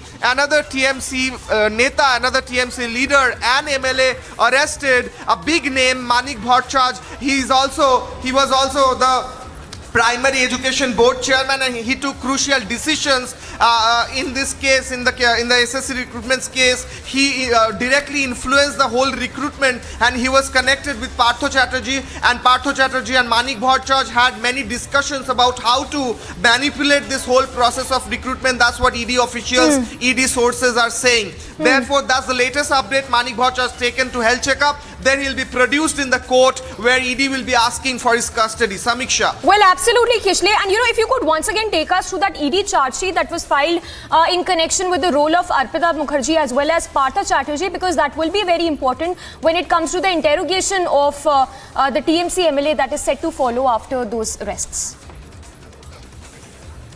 Well, Samiksha, we saw, the whole nation actually saw those visuals of a huge sum of cash, huge amount of cash recovered from Arpita Mukherjee's house, close aide of Partha Chatterjee, and then the charge sheet which you are talking about, where mention of different important people, including Manik Bhattacharya's name was there. CBI was interrogating him. CBI was raiding different houses related to Manik Bhattacharya. He owned various properties here in Kolkata and different other parts of the state. However, ED has arrested Manik Bhattacharya, especially in the investigation of money laundering, in the investigation of all the bribes that were taken by Manik Bhattacharya and all the people in this whole scam. The bribes that were taken in order to give recruitment and jobs to unworthy candidates who could not score marks that was needed in order to be recruited as teachers in primary schools here in West Bengal. Therefore, they got less marks. And a very serious charge is that Manik Bhattacharya directly influenced the destruction of OMR sheets, the answer sheets of this the recruitment tests. So the candidates who used to appear for examinations, their OMR sheets, their answer sheets were destroyed, burnt in the office. Therefore, because they did not want to leave any evidence about what all the candidates had written in their examination sheet and what marks they got. Therefore, all these serious charges against Manik Bhattacharya, there was a text message that Manik Bhattacharya sent to Partha Chatterjee, which said that come to my home, we need to discuss something serious about the recruitment. So that text message and the whole WhatsApp conversation is also with ED officials and with CBI. Both of these agencies are conducting an investigation in order to understand what is going on actually in this whole SSC recruitment scam. We are keeping an eye on this whole case of SSC recruitment scam and these arrests. We will be coming back with more after a short break only on Republic TV. All right, Kishle, thank you for the moment. We'll keep coming back to you. So another arrest that has been made by the Enforcement Directorate in connection with the SSC recruitment scam. Manik Bhattacharya, who's now been arrested following those earlier arrests that were made by the agencies of Partha Chatterjee as well as his aide Arpita Mukherjee. Also important to note here the kind of the hoards of cash that was also recovered along with jewelry from the aide as well as those locations linked to the TMC Mantri. So closely tracking all those updates. For now, moving on to more breaking news coming in.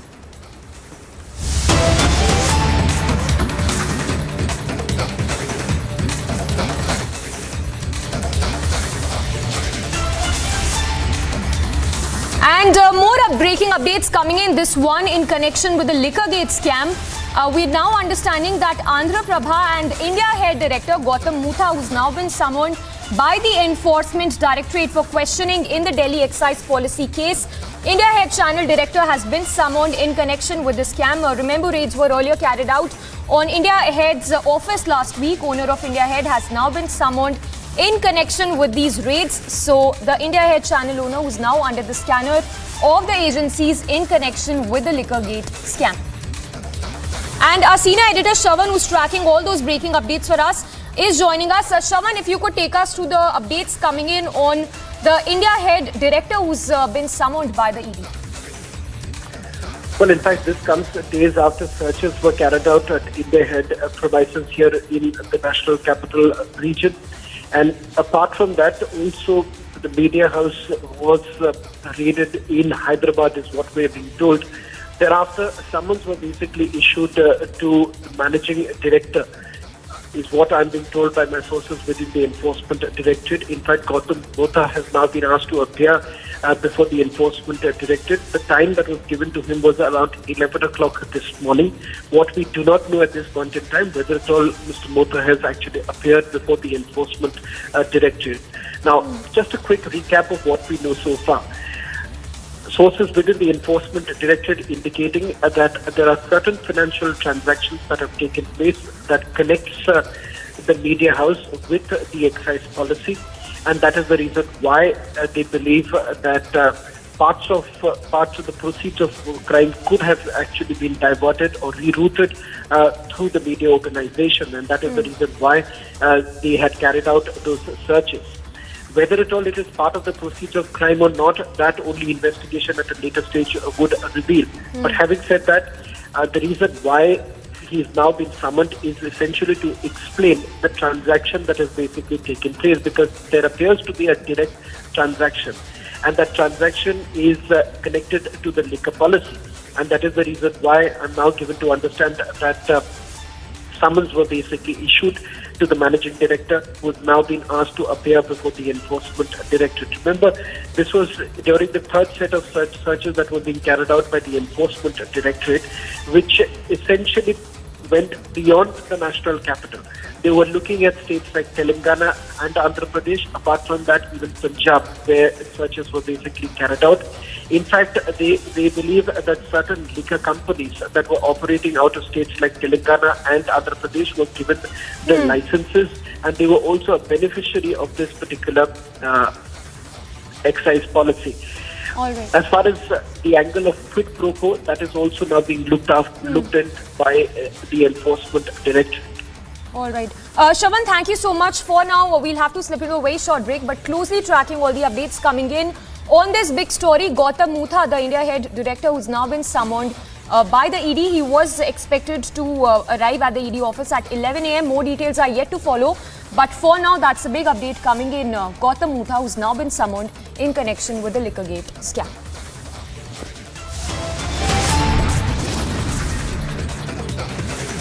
प्रधानमंत्री श्री नरेंद्र मोदी साहब, गुजरात राज्यના માનનીય મુખ્યમંત્રી શ્રી ભૂપેન્દ્રભાઈ પટેલજી, માજી મુખ્યમંત્રી શ્રી વિજયભાઈ રૂપાણીજી, સૌ મંત્રીગણ, સૌ ધારાસભ્યશ્રીઓ, સંસદ સભ્યશ્રીઓ, dice પર બેઠેલા સૌ આગેવાનો,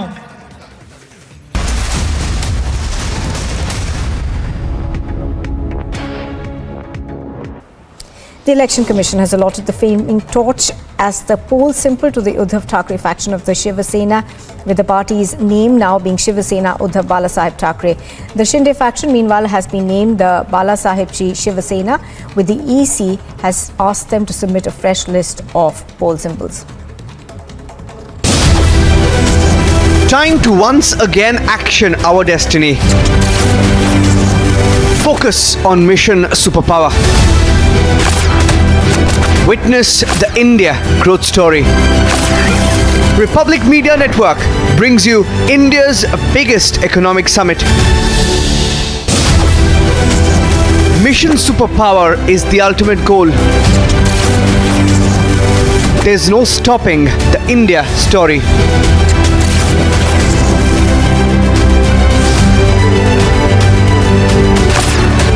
Witness the India growth story. Republic Media Network brings you India's biggest economic summit. A court in Varanasi is likely to pronounce a verdict in connection with the Gyanvapi mosque case, with the court earlier having ordered a filmography of the mosque and carbon dating of the alleged chiveling to be conducted. No longer on the fence anymore. A new India is empowering a paradigm shift.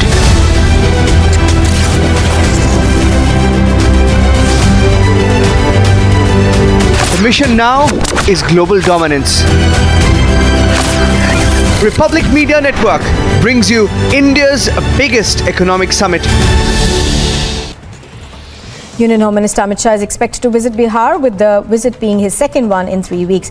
He's scheduled to hold a rally at the district of Saran in order to celebrate the birth anniversary of the socialist icon Jai Prakash Narayan. Last year, we were all geared up.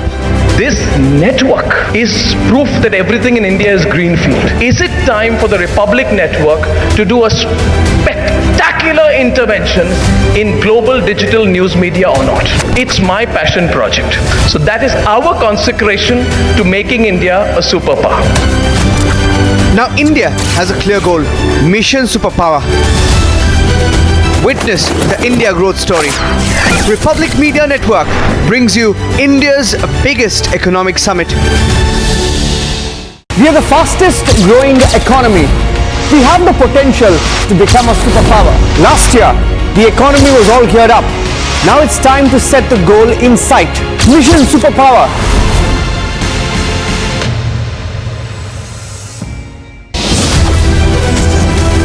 Steady amid recession.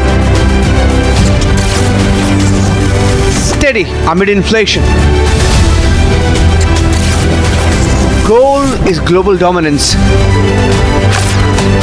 Witness the India growth story. Republic Media Network brings you India's biggest economic summit. Time to once again action our destiny. Focus on mission superpower.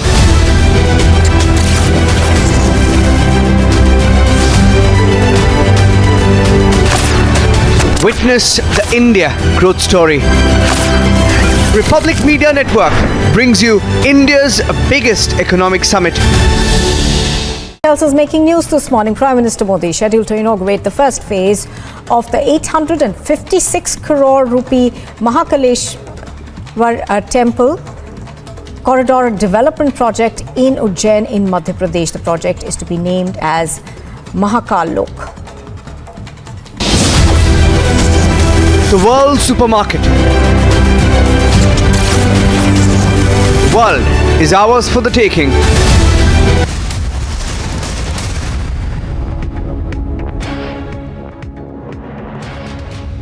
Thanks for staying tuned, tracking the big story coming in. Prime Minister Modi, who's all set to inaugurate the first phase of the 856 crore rupees Mahakaleshwar Temple Corridor development project in Ujjain today, and is expected to significantly boost tourism in the holy city of Madhya Pradesh today. So it is a more than 900-meter long Mahakal Lok corridor that is all set to be inaugurated, built as one of the largest such corridors in the country, that spreads around the old Rudrasagar lake, which has been revived as part of the redevelopment project around the famous Mahakaleshwar temple. And Tanisha is joining us live from Ujjain. Tanisha, good morning. Take us through the colors right now. Massive preparations also underway for that mega inauguration that is all set to happen by the Prime Minister.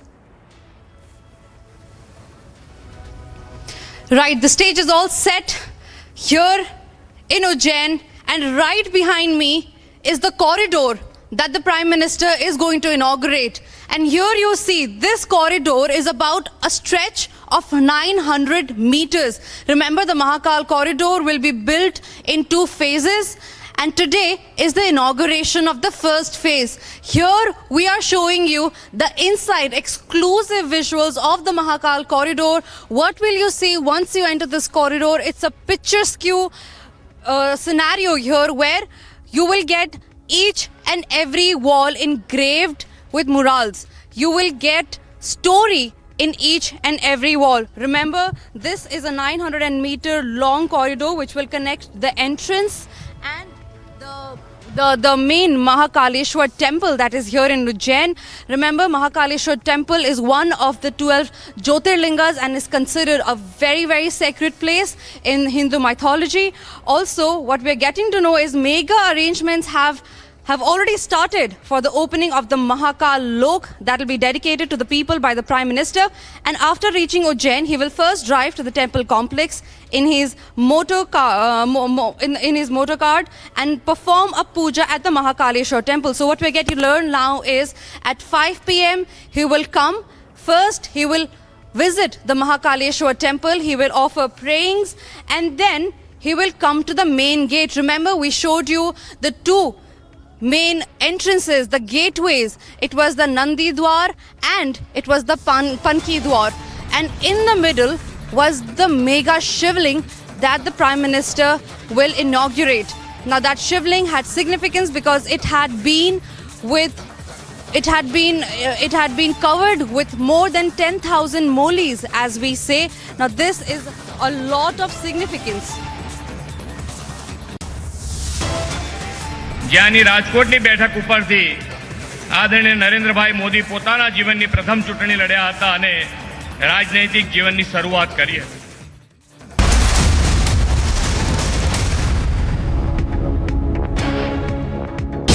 2021, the Indian economy was all geared up. We are headed for greatness as a nation. We will be a superpower. If there's something that I want to see in our lifetime, it is to have our best living years as a citizen of a superpower. Now there's a new goal, Mission Superpower. Witness the India growth story. Republic Media Network brings you India's biggest economic summit. The Election Commission has allotted the flaming torch as the poll symbol to the Uddhav Thackeray faction of the Shiv Sena, with the party's name now being Shiv Sena Uddhav Balasaheb Thackeray. The Shinde faction, meanwhile, has been named the Balasahebchi Shiv Sena, with the EC has asked them to submit a fresh list of poll symbols. Time to once again action our destiny. Focus on Mission Superpower. Witness the India growth story. Republic Media Network brings you India's biggest economic summit. Mission Superpower is the ultimate goal. There's no stopping the India story.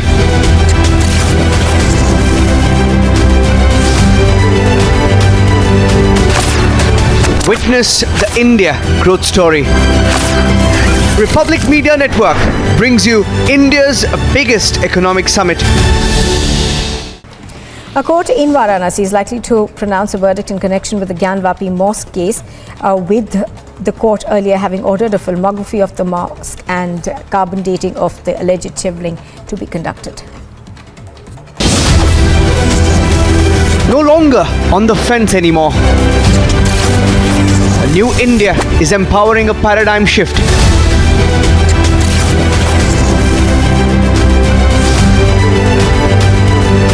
The mission now is global dominance. Republic Media Network brings you India's biggest economic summit. Union Home Minister Amit Shah is expected to visit Bihar, with the visit being his second one in 3 weeks. He's scheduled to hold a rally at the district of Saran in order to celebrate the birth anniversary of the socialist icon Jai Prakash Narayan.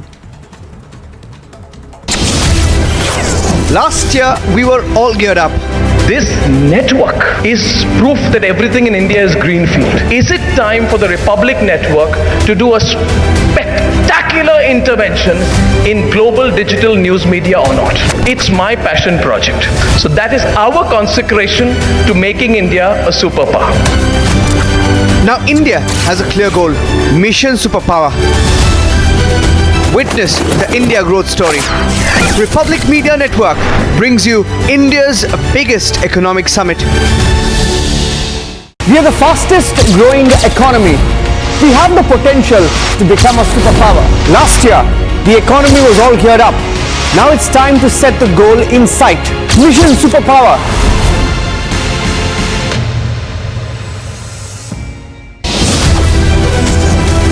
Steady amid recession. Steady amid inflation. Goal is global dominance.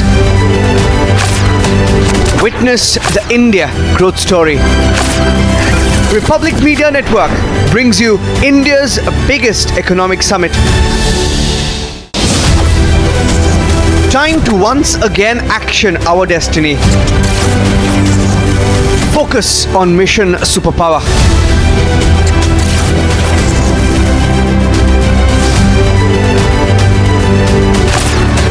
Witness the India growth story. Republic Media Network brings you India's biggest economic summit.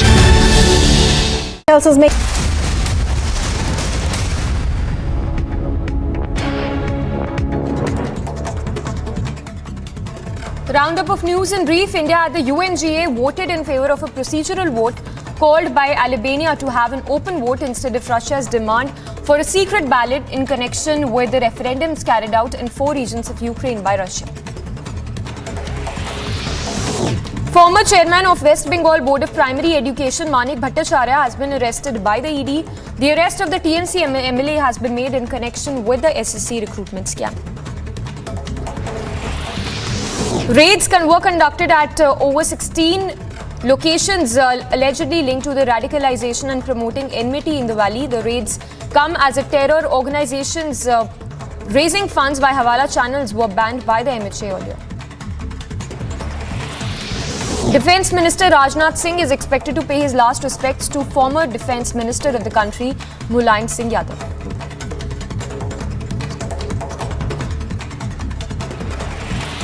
The Calcutta High Court is expected to hear a prayer by the ED to stake Saigal Hussain, a former security guard of TMC leader Amravati Mondal, in custody and question him in connection with the cattle smuggling case in Delhi. The Varanasi court is expected to pronounce a plea by 5 women petitioners seeking a carbon dating of the structure inside the Gyanvapi mosque believed to be a Shivling.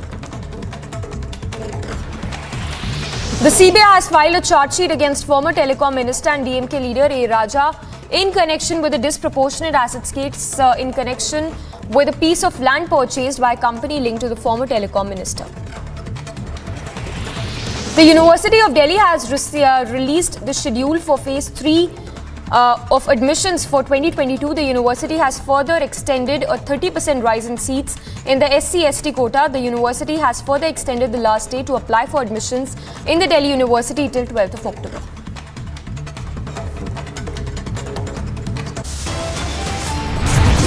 A very short break. On the other side, we'll get you the latest last rites of Mulayam Singh Yadav to be performed shortly.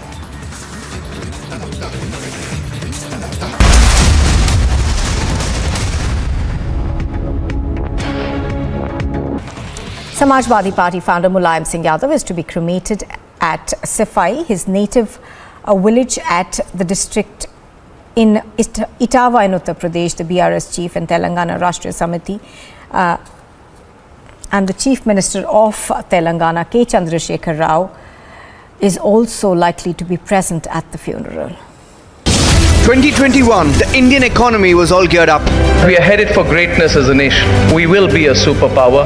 If there's something that I want to see in our lifetime, it is to have our best living years as a citizen of a superpower. Now there's a new goal, Mission Superpower. Witness the India growth story. Republic Media Network brings you India's biggest economic summit. The Election Commission has allotted the flaming torch as the poll symbol to the Uddhav Thackeray faction of the Shiv Sena, with the party's name now being Shiv Sena Uddhav Balasaheb Thackeray. The Shinde faction, meanwhile, has been named the Balasaheb Ji Shiv Sena, with the EC has asked them to submit a fresh list of poll symbols. Time to once again action our destiny. Focus on Mission Superpower. Witness the India growth story. Republic Media Network brings you India's biggest economic summit. Mission Superpower is the ultimate goal. There's no stopping the India story.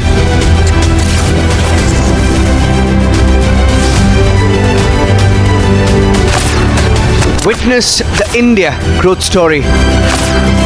Republic Media Network brings you India's biggest economic summit.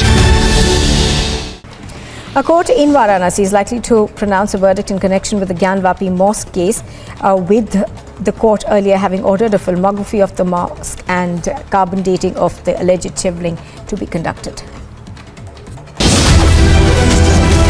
No longer on the fence anymore. A new India is empowering a paradigm shift.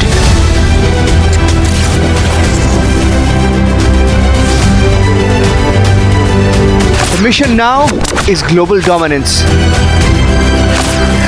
Republic Media Network brings you India's biggest economic summit. Union Home Minister Amit Shah is expected to visit Bihar, with the visit being his second one in 3 weeks. He's scheduled to hold a rally at the district of Saran in order to celebrate the birth anniversary of the socialist icon Jayaprakash Narayan. Last year, we were all geared up. This network is proof that everything in India is greenfield. Is it time for the Republic Network to do a spectacular intervention in global digital news media or not? It's my passion project. So that is our consecration to making India a superpower. Now India has a clear goal, Mission Superpower. Witness the India growth story. Republic Media Network brings you India's biggest economic summit. We are the fastest growing economy. We have the potential to become a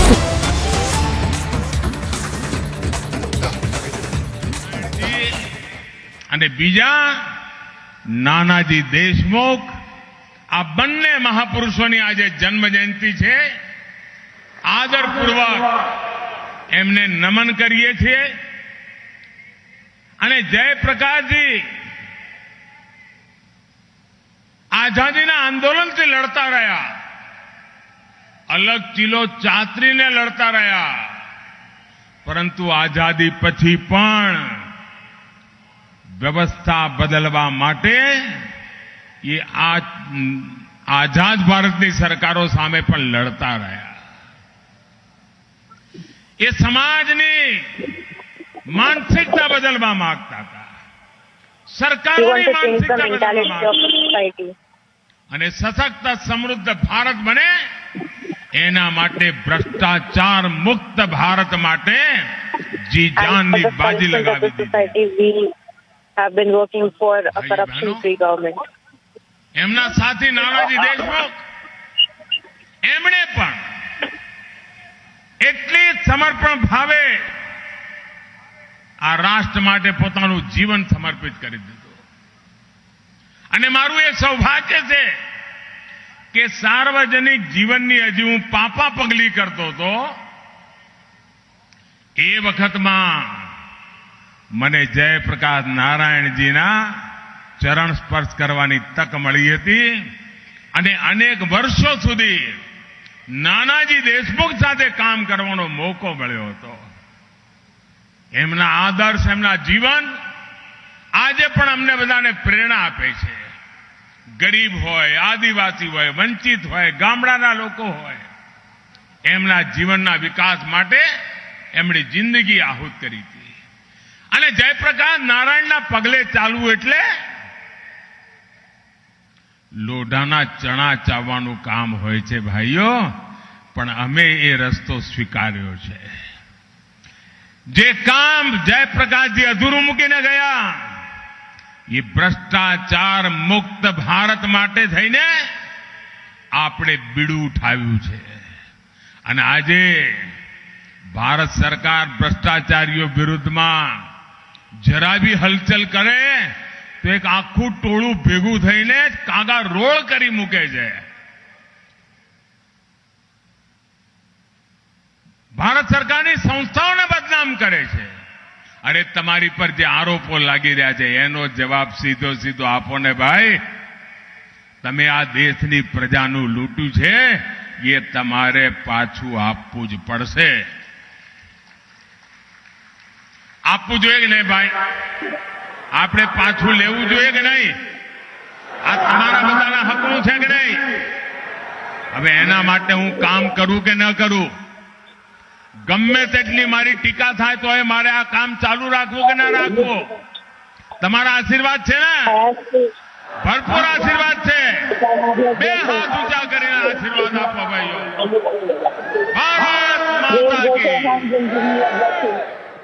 રંગ રાખ્યો આજે કાઠિયાવાડે. ભાઈઓ બહેનો, થોડા દાડા પહેલા જ મેં સરકારના વડા તરીકે ગુજરાતમાં કામ કર્યું અને દિલ્હીમાં કામ કર્યું. એના 21 વર્ષ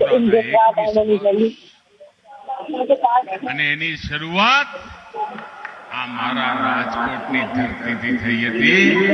રાજકોટે મને આશીર્વાદ આપીને મોકલ્યો. આ રાજકોટના આશીર્વાદની તાકાત જુઓ. અને આજે તો મારું સૌભાગ્ય છે, પ્રવેશતા જ અમારા કરશન બાપાના મને આશીર્વાદ મળી ગયા. ભાઈઓ બહેનો, આ ભૂમિ તો અમારા જલારામ બાપુની ભૂમિ, મહાશક્તિ સ્વરૂપા આઈ ખોડિયાર માતાના આશીર્વાદ. અને એવી આ ભૂમિ મને બરાબર યાદ છે. મારું તો આમ અહીંયા આવું જવું કઈ નવું નહોતું. સંગઠનનું કામ કરતો આવું અને અહીંયા આવે એટલે જગન્નાથજી યાદ આવે જ. આ રોજનું કામ હતું ભાઈ. અને એમાંથી આજે અનેક બધા સાથીઓને મારે મળવાનું થયું. અનેક લોકો મંચ પર આવ્યા, અનેક લોકો નીચે હતા, અનેક લોકો હેલિપેડ પર હતા. અને અહીંયા ઘણા બધા ચહેરા જાણીતા દેખાઈ રહ્યા છે. આજે જૂના બધા સાથીઓ નજરે ચડી રહ્યા છે. આનંદ થયો તમને બધાને મળીને. ભાઈઓ, મારા આટલા લાંબા અનુભવના આધારે હું કહું છું, મહિનાઓ વીતી રહ્યા, વર્ષો વીતી રહ્યા, પરંતુ ગુજરાતના આયોજન ઉત્તરોત્તર નવી ઊંચાઈઓ સર કરતા જાય છે, નવો વિસ્તાર કરતા જાય છે. અને એની પાછળ માત્ર સરકાર નહીં, માત્ર નરેન્દ્ર ભૂપેન્દ્ર નહીં, એની પાછળ તમારા જેવા સાથીઓની દિવસ રાતની મહેનત છે. એના કારણે આ બધું શક્ય બને. ભારતીય જનતા પાર્ટી પર અટૂટ વિશ્વાસ, એના માટે થઈને હું કચ્છ, કાઠિયાવાડ અને આ રાજકોટની ધરતીને નમન કરું છું. ભાઈઓ, ગુજરાતની જનતાની જે ભાવનાઓ છે, જે અપેક્ષાઓ છે, જે આશાઓ છે, એને ભાજપની સરકારે જનતાની આકાંક્ષાઓના હંમેશા આદેશ માન્યા છે, જનતાની અપેક્ષાનો હંમેશા આદેશ માન્યા છે. અને આદેશને માટે થઈને જાત ખપાવી દેવાની અમે કોશિશ કરી છે. આજે ગુજરાતનો આત્મવિશ્વાસ ચરમ પર છે. ભાઈ, આજે ગુજરાતની ઓળખ દેશ અને દુનિયામાં ગુજરાતને એક નવી ઊંચાઈ પર લઈ જાય છે. પરંતુ જે પહેલાની પેઢીઓ છે અહીંયા જે 20, 22, 25 વર્ષના જવાનિયા બેઠા હશે ને એમને તો કદાચ એના પહેલાના દિવસો કેવા હતા એ જ્યારે ઘોડિયામાં હતા ને ત્યારે એમની માના આંખમાંથી કેવા કેવા આંસુ નીકળતા હતા, કેવી મુસીબતમાં મા બાપ જીવતા હતા એ કદાચ એમના કાને નહીં પડ્યું હોય. 2-2.5 દશક પહેલા ગુજરાતના વિકાસની વાત થાય તો શું જાણે એક ગેગુર દરિયાની વચ્ચે છૂટા છવાયા 2 ટાપુ 5 ટાપુ ચમકતા હોય એવું ગુજરાતની સ્થિતિ હતી. બાકી આખો ગુજરાત સૂકો ભટ્ટ, રોજગાર માટે વલખા મારતું ગુજરાત, 3 સાધને 13 તૂટે એવી જિંદગી. પરંતુ ભાઈઓ બહેનો, આજે સરકારે એ પરિસ્થિતિ બદલી, આયોજન બદલ્યા. અભાવનો પ્રભાવ ના આવે, અંધકારના વાતાવરણથી વિવશ ના થવું પડે, અવિશ્વાસની આંધી ના આપી જાય. અને જે વડીલો છે ને એમને તો આ બધું સપના જેવું લાગતું હશે, કારણ કે એમણે તો જિંદગીના ઘણો વર્ષોમાં ધારી દીધું છે ભાઈ હવે આપણા નસીબ છે, અહીંયા જન્મ્યા, હવે કઈ નવું થવાનું નથી. અને હવે એમને જ્યારે વિકાસ જુએ ને એમની આંખમાં ચમકારો જોવા મળે, ચમકારો જોવા મળે. અને એ ચમકારામાં આ વડીલોના અમારી પર આશીર્વાદ વરસતા હોય છે. ભાઈઓ બહેનો, ઘરમાં નળ હોય, નળમાં પાણી આવે, ગામડામાં હાંજે ખાતી વખતે ખાવા માટે બેઠા હોય અને વીજળી આવે, આ લોકો અપેક્ષા કરતા હતા એવા દિવસો હતા. અહીંયા એવા અનેક લોકો હશે. રાજકોટની અંદર આજે ટ્રેન આવશે, પાણી લઈ આવશે, 2 ડોલ પાણી મને મળી જશે એનો ઇંતજાર કરીને અડધો દાડો લાઈનમાં ઉભેલા લોકો અહીંયા બેઠા હશે. ભાઈ, પાણી માટે વલખા મારવા પડતા. રાજકોટમાં નીકળો તમે તો દરેક ઘરની બહાર એક કુંડી બનાવી હોય અને નીચેથી નળના ટપક ટપક પાણી થાય એ કાઢીને ઘરમાં માંડ કરીને દાડા કાઢવામાં આવતા હતા. આ દિવસો ભાઈઓ અગર મહેનત કરીએ, આયોજનથી કરીએ તો બદલી શકાય છે. એ અમે કરી બતાવ્યું છે ભાઈઓ.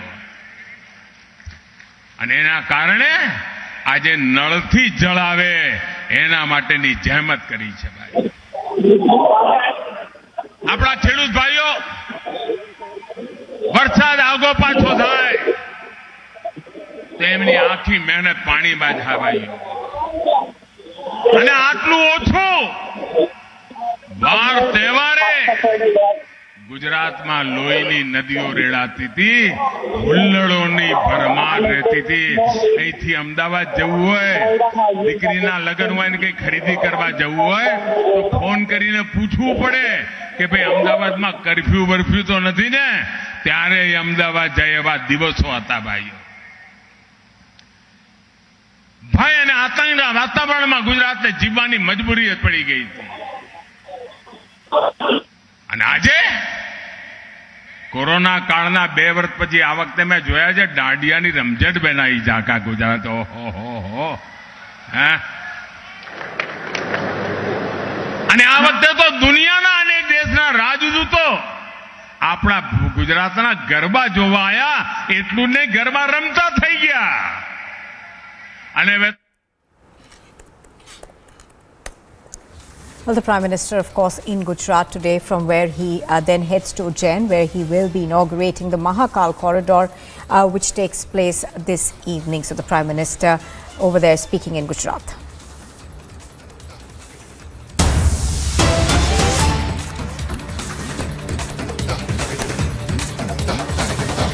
News just coming in. We are now learning that the Maharashtra government has said that it is ready to hand over the Palghar case to the Supreme Court I beg your pardon, to the CBI for investigation. The Shinde government has in fact filed an affidavit in the Supreme Court over this, saying that they are ready to hand over the investigations that are being carried out in the Palghar case to the CBI. This is news we are just getting right now. That the Maharashtra government has said in the court that it is willing to hand over the investigation in this case to the CBI.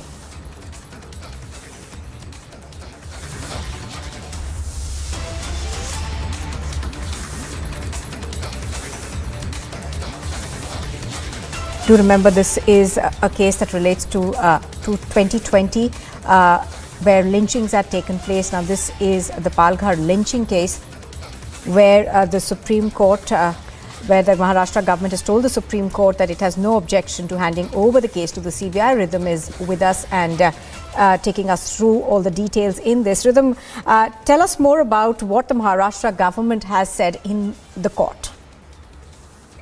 Well, this is a very big move coming in from the Maharashtra government, which is telling the top court of the country that we are ready to hand over the entire investigation in the Palghar matter to CBI, and this is relevant because earlier also the Supreme Court has been hearing the case where there have been fresh charge sheets filed. The Supreme Court has also asked that time, to give time for the investigation to be complete. This particular lynching had happened in April 2020. A second supplementary charge sheet had been filed in that. The court was hearing a plea-seeking investigation by the CBI or the NIA into the killing of two sadhus and their driver in Gadricholi village in Palghar district. I remember on 16th of April, on the night of that 2 years ago in 2020, the Maharashtra police had earlier told the court that had dismissed its personnel, who had been connected with the incident. An affidavit had been filed earlier, but now this new affidavit is a complete game changer before the top court,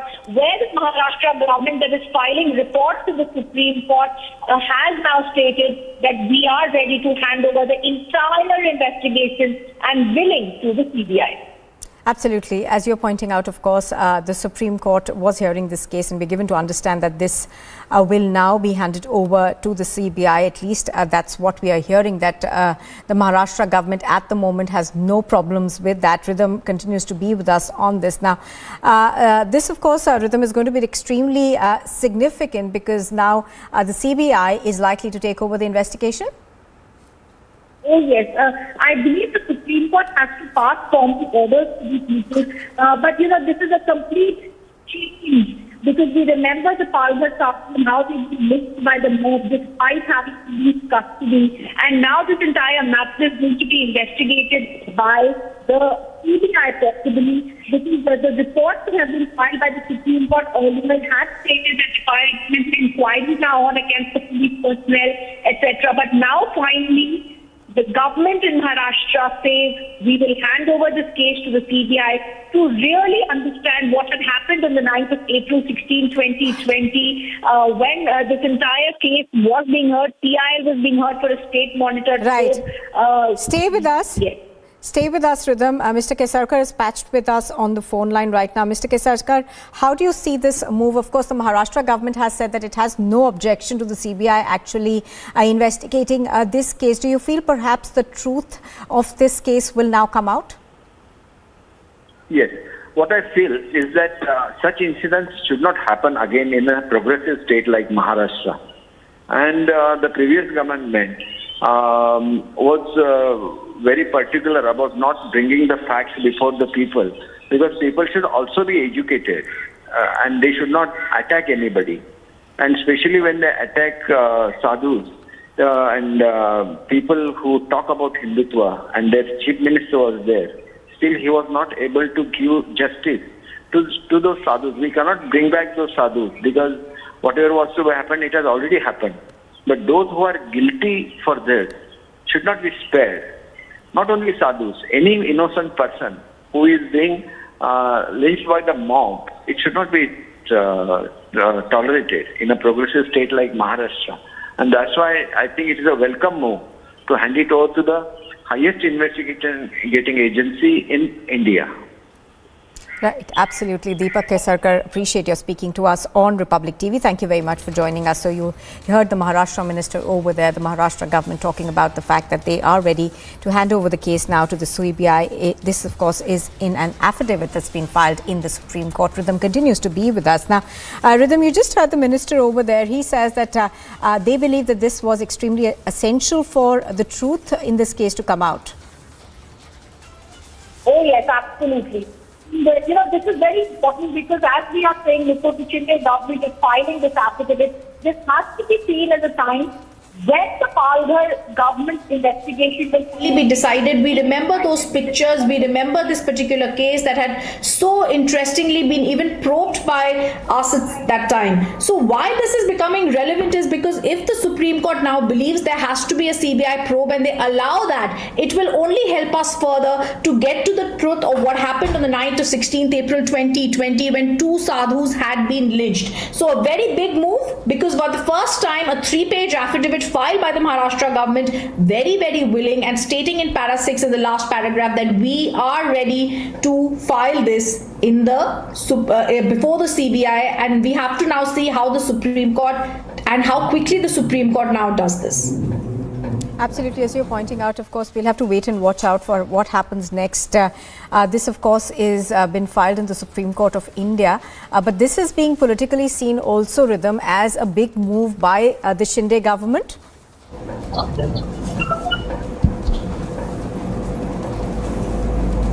Rhythm? Yes, I'm sorry, Nupur, I was not able to hear your question, but I'll just tell our viewers what had happened. A PIL had been filed in the top court of the country seeking a CBI court-monitored probe in the incident that took place in the Palghar district on the 16th of April. Remember earlier when the Maharashtra government was coming to the court, they had said, we have taken all the necessary action. A status report had been filed by the Maharashtra government in the top court. They said 15 personnel had been punished with pay cuts, 2 sent on compulsory retirement in connection with the Palghar mob lynching incident. They also said in the status report, and I'm quoting from what they had filed in the Supreme Court, that a departmental inquiry against the police personnel is continuing to see prima facie why there was negligence. The pictures on the screen showed what happened on the night of the 16th of April 2020, and it was a horrific time when two sadhus had been lynched to death. It said the departmental inquiry against police personnel had been completed. So there was a lot of wishy-washy status reports that were filed by the Mumbai police earlier before the Supreme Court. And why today is relevant is because this is a big move by the Shinde government that has now taken a call to really come to the bottom of what happened when the two sadhus had been lynched on the 16th of April 2020. And that's why a 3-page, very short, very crisp affidavit showing business, stating that we are ready and willing to hand over the investigation in the Palghar case to the CBI. Absolutely, Rhythm. This is also very interesting and significant politically because this, of course, is seen largely as a U-turn from the previous government's stand on this, because the previous government had continued to maintain time and again that they believed that the investigation in this case was complete and action had been taken. Absolutely. This is a U-turn from earlier wishy-washy and sort of lackadaisical, options that were being given by the Maharashtra government, and the way forward that was being adopted by them earlier when the Uddhav-led government was leading this probe, and how they were actually just coming to the court, filing status reports, Nupur, that actually amounted to nothing. Because just to say that there's going to be an investigation on the police personnel, there are pay cuts, was not enough. So this is a big move forward. Like you stated. Rhythm, do stay with us. Kirat Somaya also on the phone line with us. Mr. Somaya, good afternoon. Thank you very much for joining us on Republic TV. How do you see this move by the Eknath Shinde government? Of course, it is a U-turn from what the government had decided to do earlier. Mr. Somaya? Earlier government led by Uddhav Thackeray, they were supported by Congress and so-called Muslim appeasement policy holders. And that's why, in a way, in those 32-month regime, from pro-Muslim, they became anti-Hindu. The sadhus were killed.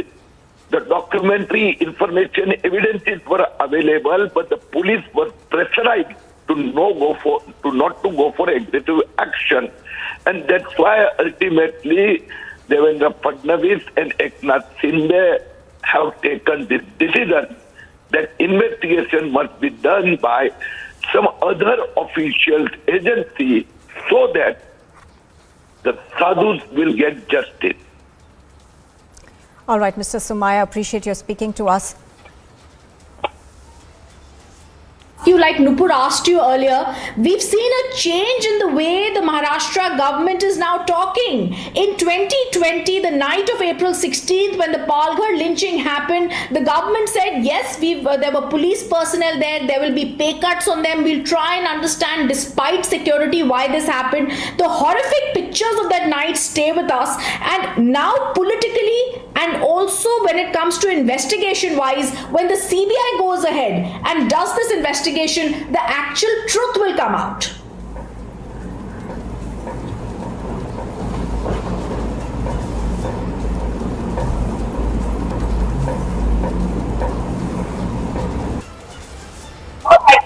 Sumaya shall be again with Nupur and me in a short while from now. But the breaking news coming in, finally after 2 years, when the Maharashtra government has taken this stand in an affidavit before the top court that they want the Palghar investigation to be handed over to the CBI, will justice finally prevail? Because a 3-page affidavit finally sets the record straight. CBI monitored investigation in the Palghar case had been asked for in PILs, and finally the Maharashtra government, also taking a different turn from the earlier Uddhav government, has now stated we are absolutely ready to hand this over to the CBI. Remember earlier the MVA government had blocked CBI. They had stated that cases will be not put forward before the CBI, so there was a lot of tussle going on there. But finally, in the name of justice and for the sadhus lynched on that night to get justice, the Shinde government takes a big move in the top court and says that this matter should be investigated by the CBI. Nupur, what will happen from here is who will quickly, let me first go across to Ram Kadam, who's now joining us on the phone line. Mr. Kadam, you've seen how this case has been working out. We've seen how this entire thing politically was maneuvered earlier, but today a big move by the Shinde government that says the CBI must probe into what happened on the night of 16th April when 2 sadhus were lynched. See, entire nation till this moment did not forget that incidents. The brutally sadhus were killed in Palghar lynching. We were time and again we asked Uddhav Thackeray government that they should hand over this case to CBI. But on the one hand, Uddhav Thackeray was talking about Hindutva, but he refused not only our demand, but he refused all the sadhus, all the sants who came for the protest on the streets. He refused their demand also. And we really surprised what was the reason why he had tried to cover up this entire issue. What was the problem? When he has been talking about Hindutva, wherever his Hindutva was. So, fortunately, the government changed, and see the working style of this new government. This new government is in power to give justice to each and every segment of the society. And our sadhus are paramount for us. They should get justice.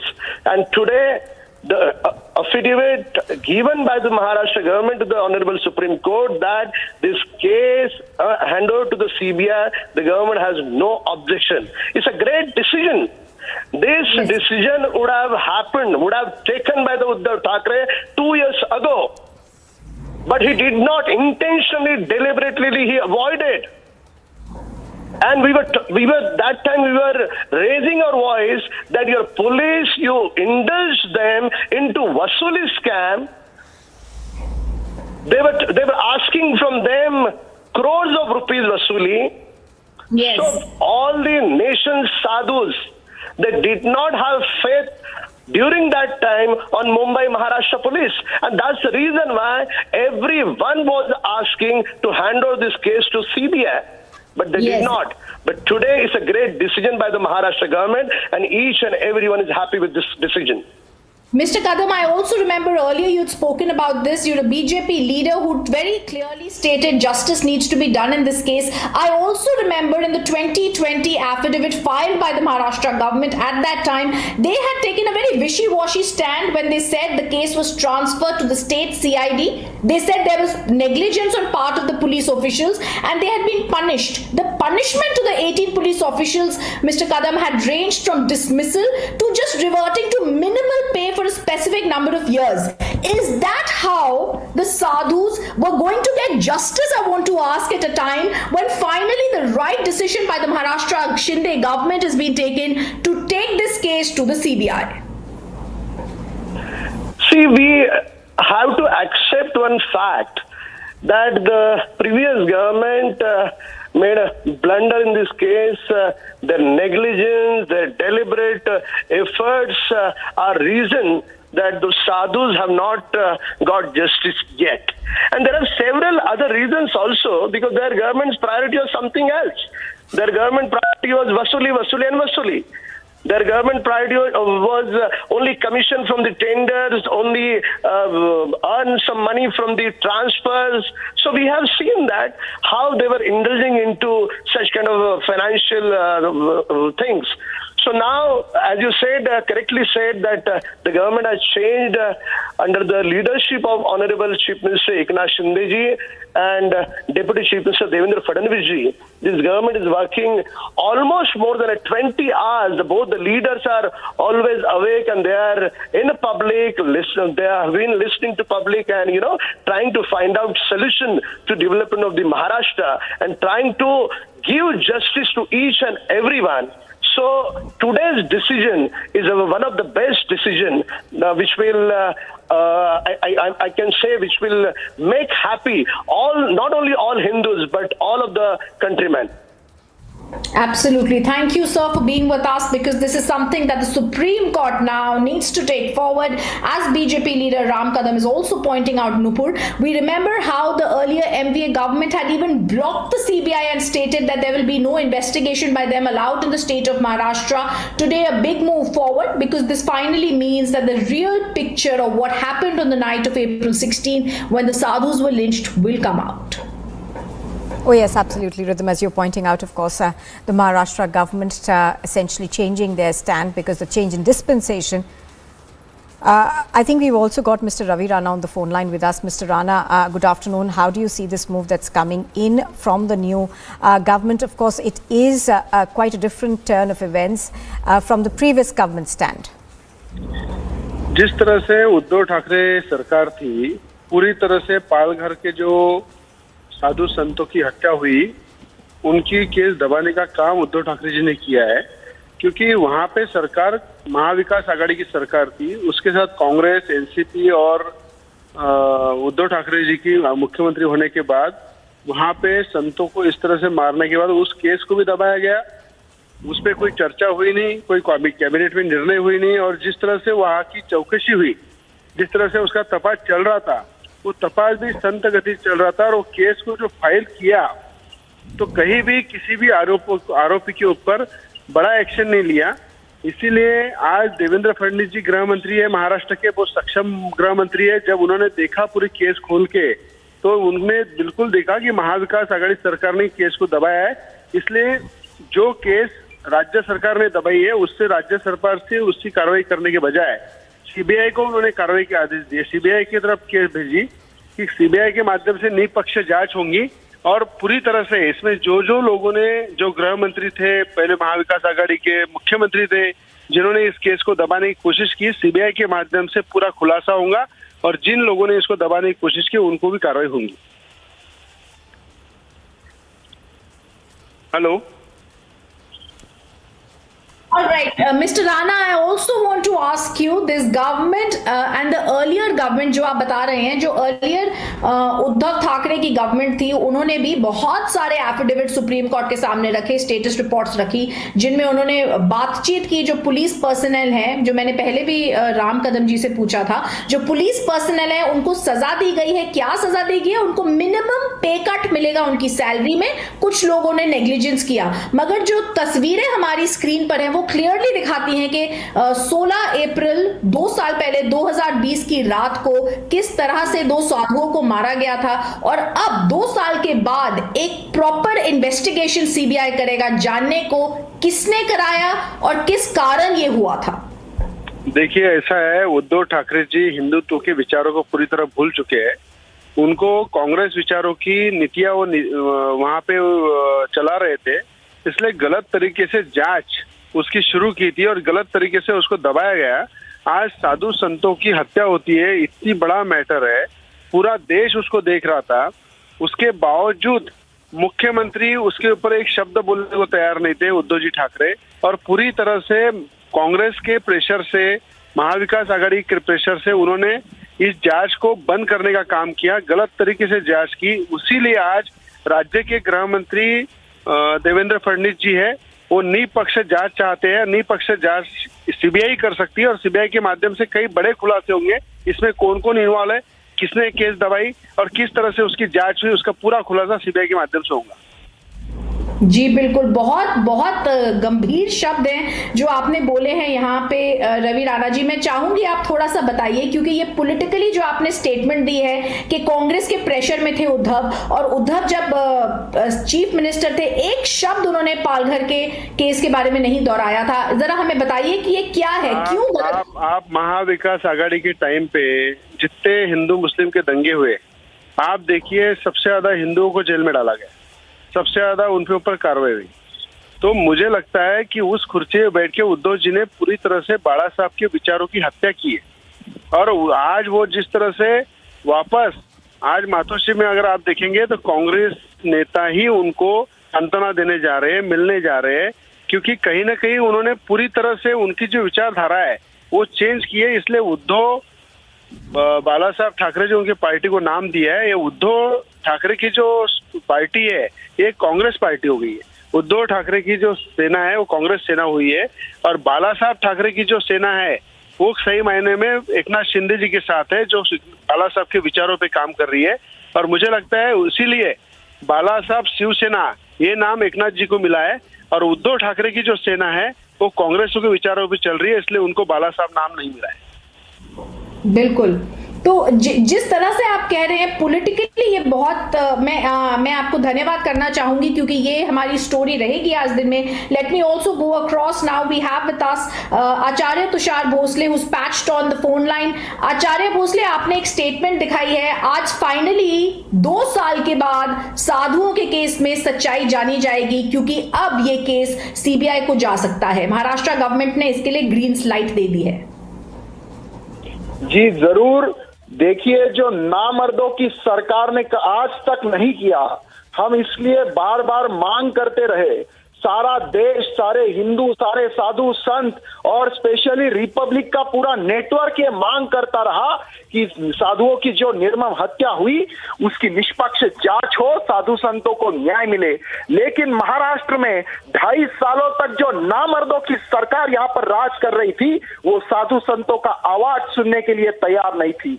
लेकिन आज हमें गर्व है कि इस महाराष्ट्र में हिंदू धर्म रक्षक गृह मंत्री देवेंद्र फडणवीस जी ने आज सुप्रीम कोर्ट में महाराष्ट्र सरकार ने ये बता दिया कि हाँ, हम महाराष्ट्र में साधु संतों को न्याय दिलाना चाहते हैं। हिंदू धर्म पर जो अन्याय अत्याचार हो रहा है वो हम नहीं सहेंगे। और आज सही मायने में हिंदुओं को और साधु संतों को न्याय मिला है। मैं शिंदे फडणवीस सरकार का और खास तौर पर हिंदू धर्म रक्षक गृह मंत्री देवेंद्र फडणवीस जी का समूचे हिंदू समाज की ओर से अभिनंदन करता हूं। रिपब्लिक नेटवर्क का भी अभिनंदन करता हूं, उनका भी आभार व्यक्त करता हूं, क्योंकि जब सारा मीडिया चुप्पी साधे बैठा था तब ये हिंदू समाज के लिए और साधु संतों के लिए एक बुलंद आवाज रिपब्लिक मीडिया ने और राष्ट्र प्रेमी पत्रकार अर्नब गोस्वामी जी ने उठाया था। मैं तहे दिल से सारे हिंदू समाज और साधु संतों की ओर से रिपब्लिक मीडिया का भी अभिनंदन करता हूं और उनके भी आभार व्यक्त करता हूं। जी बिल्कुल। जैसे हमने आचार्य जी पहले सुना, 2 साल हो गए हैं और जो पहली गवर्नमेंट आई थी उन्होंने सुप्रीम कोर्ट में कहा था कि इसमें कुछ नेग्लिजेंस हुआ था, जो पुलिस वाले वहां पे थे और उनको कुछ कार्यवाही की जा रही है, स्टेट सीआईडी कर रही है। मगर उस दौरान जो एफिडेविट फाइल कर रहे थे सुप्रीम कोर्ट में वो एकदम अलग थे जो उद्धव गवर्नमेंट फाइल कर रही थी। और अगर हम देखें जो शिंदे गवर्नमेंट ने आज किया है, 3 पेज का एफिडेविट फाइल करते हुए कहा कि सीबीआई बिल्कुल जांच कर चुके, इसमें दिखता है कि वो चाहते हैं कि जो हुआ था गलत उस पे जस्टिस हो और सच्चाई पता चले किसने और किस कारण पालघर में साधुओं की वो लिंचिंग हुई थी। जी जरूर। देखिए, पहली जो सरकार थी उस सरकार के सीधे तरीके से तार ये हत्यारों के साथ जुड़े थे। कहीं ना कहीं मिशनरीज के लोग ये हत्या के पीछे है। और आपको तो पता है कि महाराष्ट्र में जो 2.5 साल तक सरकार चलती रही है वो मिशनरीज की विचारधारा मानने वाले, इटालियन विचारधारा मानने वाले लोगों के साथ ये सरकार चल रही थी, उनके इशारे पर यह सरकार चल रही थी। इसलिए वो कोर्ट में भटकाते रहे, लटकाते रहे। लेकिन आज जब धर्म की सरकार यहां पर आई है तो यहां पर साधु संतों को बिल्कुल न्याय मिलेगा। बिल्कुल। धन्यवाद हमारे साथ होने के लिए। हम चाहेंगे अभी निशांत कंटकेश्वर के पास, ये he was a Maharashtra government council also in the top court. Mr. Kantakeshwar, we've seen today the Maharashtra affidavit that has been filed by the Shinde government finally says this case has to be taken to the CBI. You've been a counsel for the Maharashtra state much earlier where you've seen the workings of the Supreme Court. My first question to you, what do you make of these developments? And secondly, how soon can the Supreme Court to proceed to hand this matter over to the CBI? See, first of all, it's a welcome step taken by the government of Maharashtra, because earlier when the case was pending in the erstwhile government, the case was not moving in a proper fashion. Therefore, a petition was filed, and wherein today the state says candidly that it has no objection to transfer the case to the CBI. It's a welcome step, one thing. Secondly, it's a matter of just an order which has to be passed by considering the affidavit of the state of Maharashtra that the case has to be handed over to the CBI. As and when the order reaches to the concerned authorities, then entire record is transferred to the CBI authorities. Yes. So, Mr. Kantakeshwar, how soon do you think the Supreme Court can proceed and hand this over to the CBI so that justice prevails quickly after a quick investigation? See, as and when the court gets satisfied about the contents of the affidavits of the state of Maharashtra, then immediately it can happen. Absolutely. And that would be a wonderful move forward, because Mr. Kantakeshwar, I also want to take our viewers back to the night of 16th April 2020 when there were horrific scenes about a lynching of the 2 sadhus in Palghar. Several questions had been raised on the then Chief Minister Uddhav Thackeray, who had refused to say a word. Today there are guests on our show who are saying it could be possibly under political pressure from other parties who were a part of MVA. But if we really see, even at that time, Republic had been harassed and we had raised our hands asking for justice for the sadhus. This is something that should have happened, because this was a lynching that no government, no MVA government, no government should have actually been in, not only promoting but also seen to not be demoting, I would say, in a way, or condemning.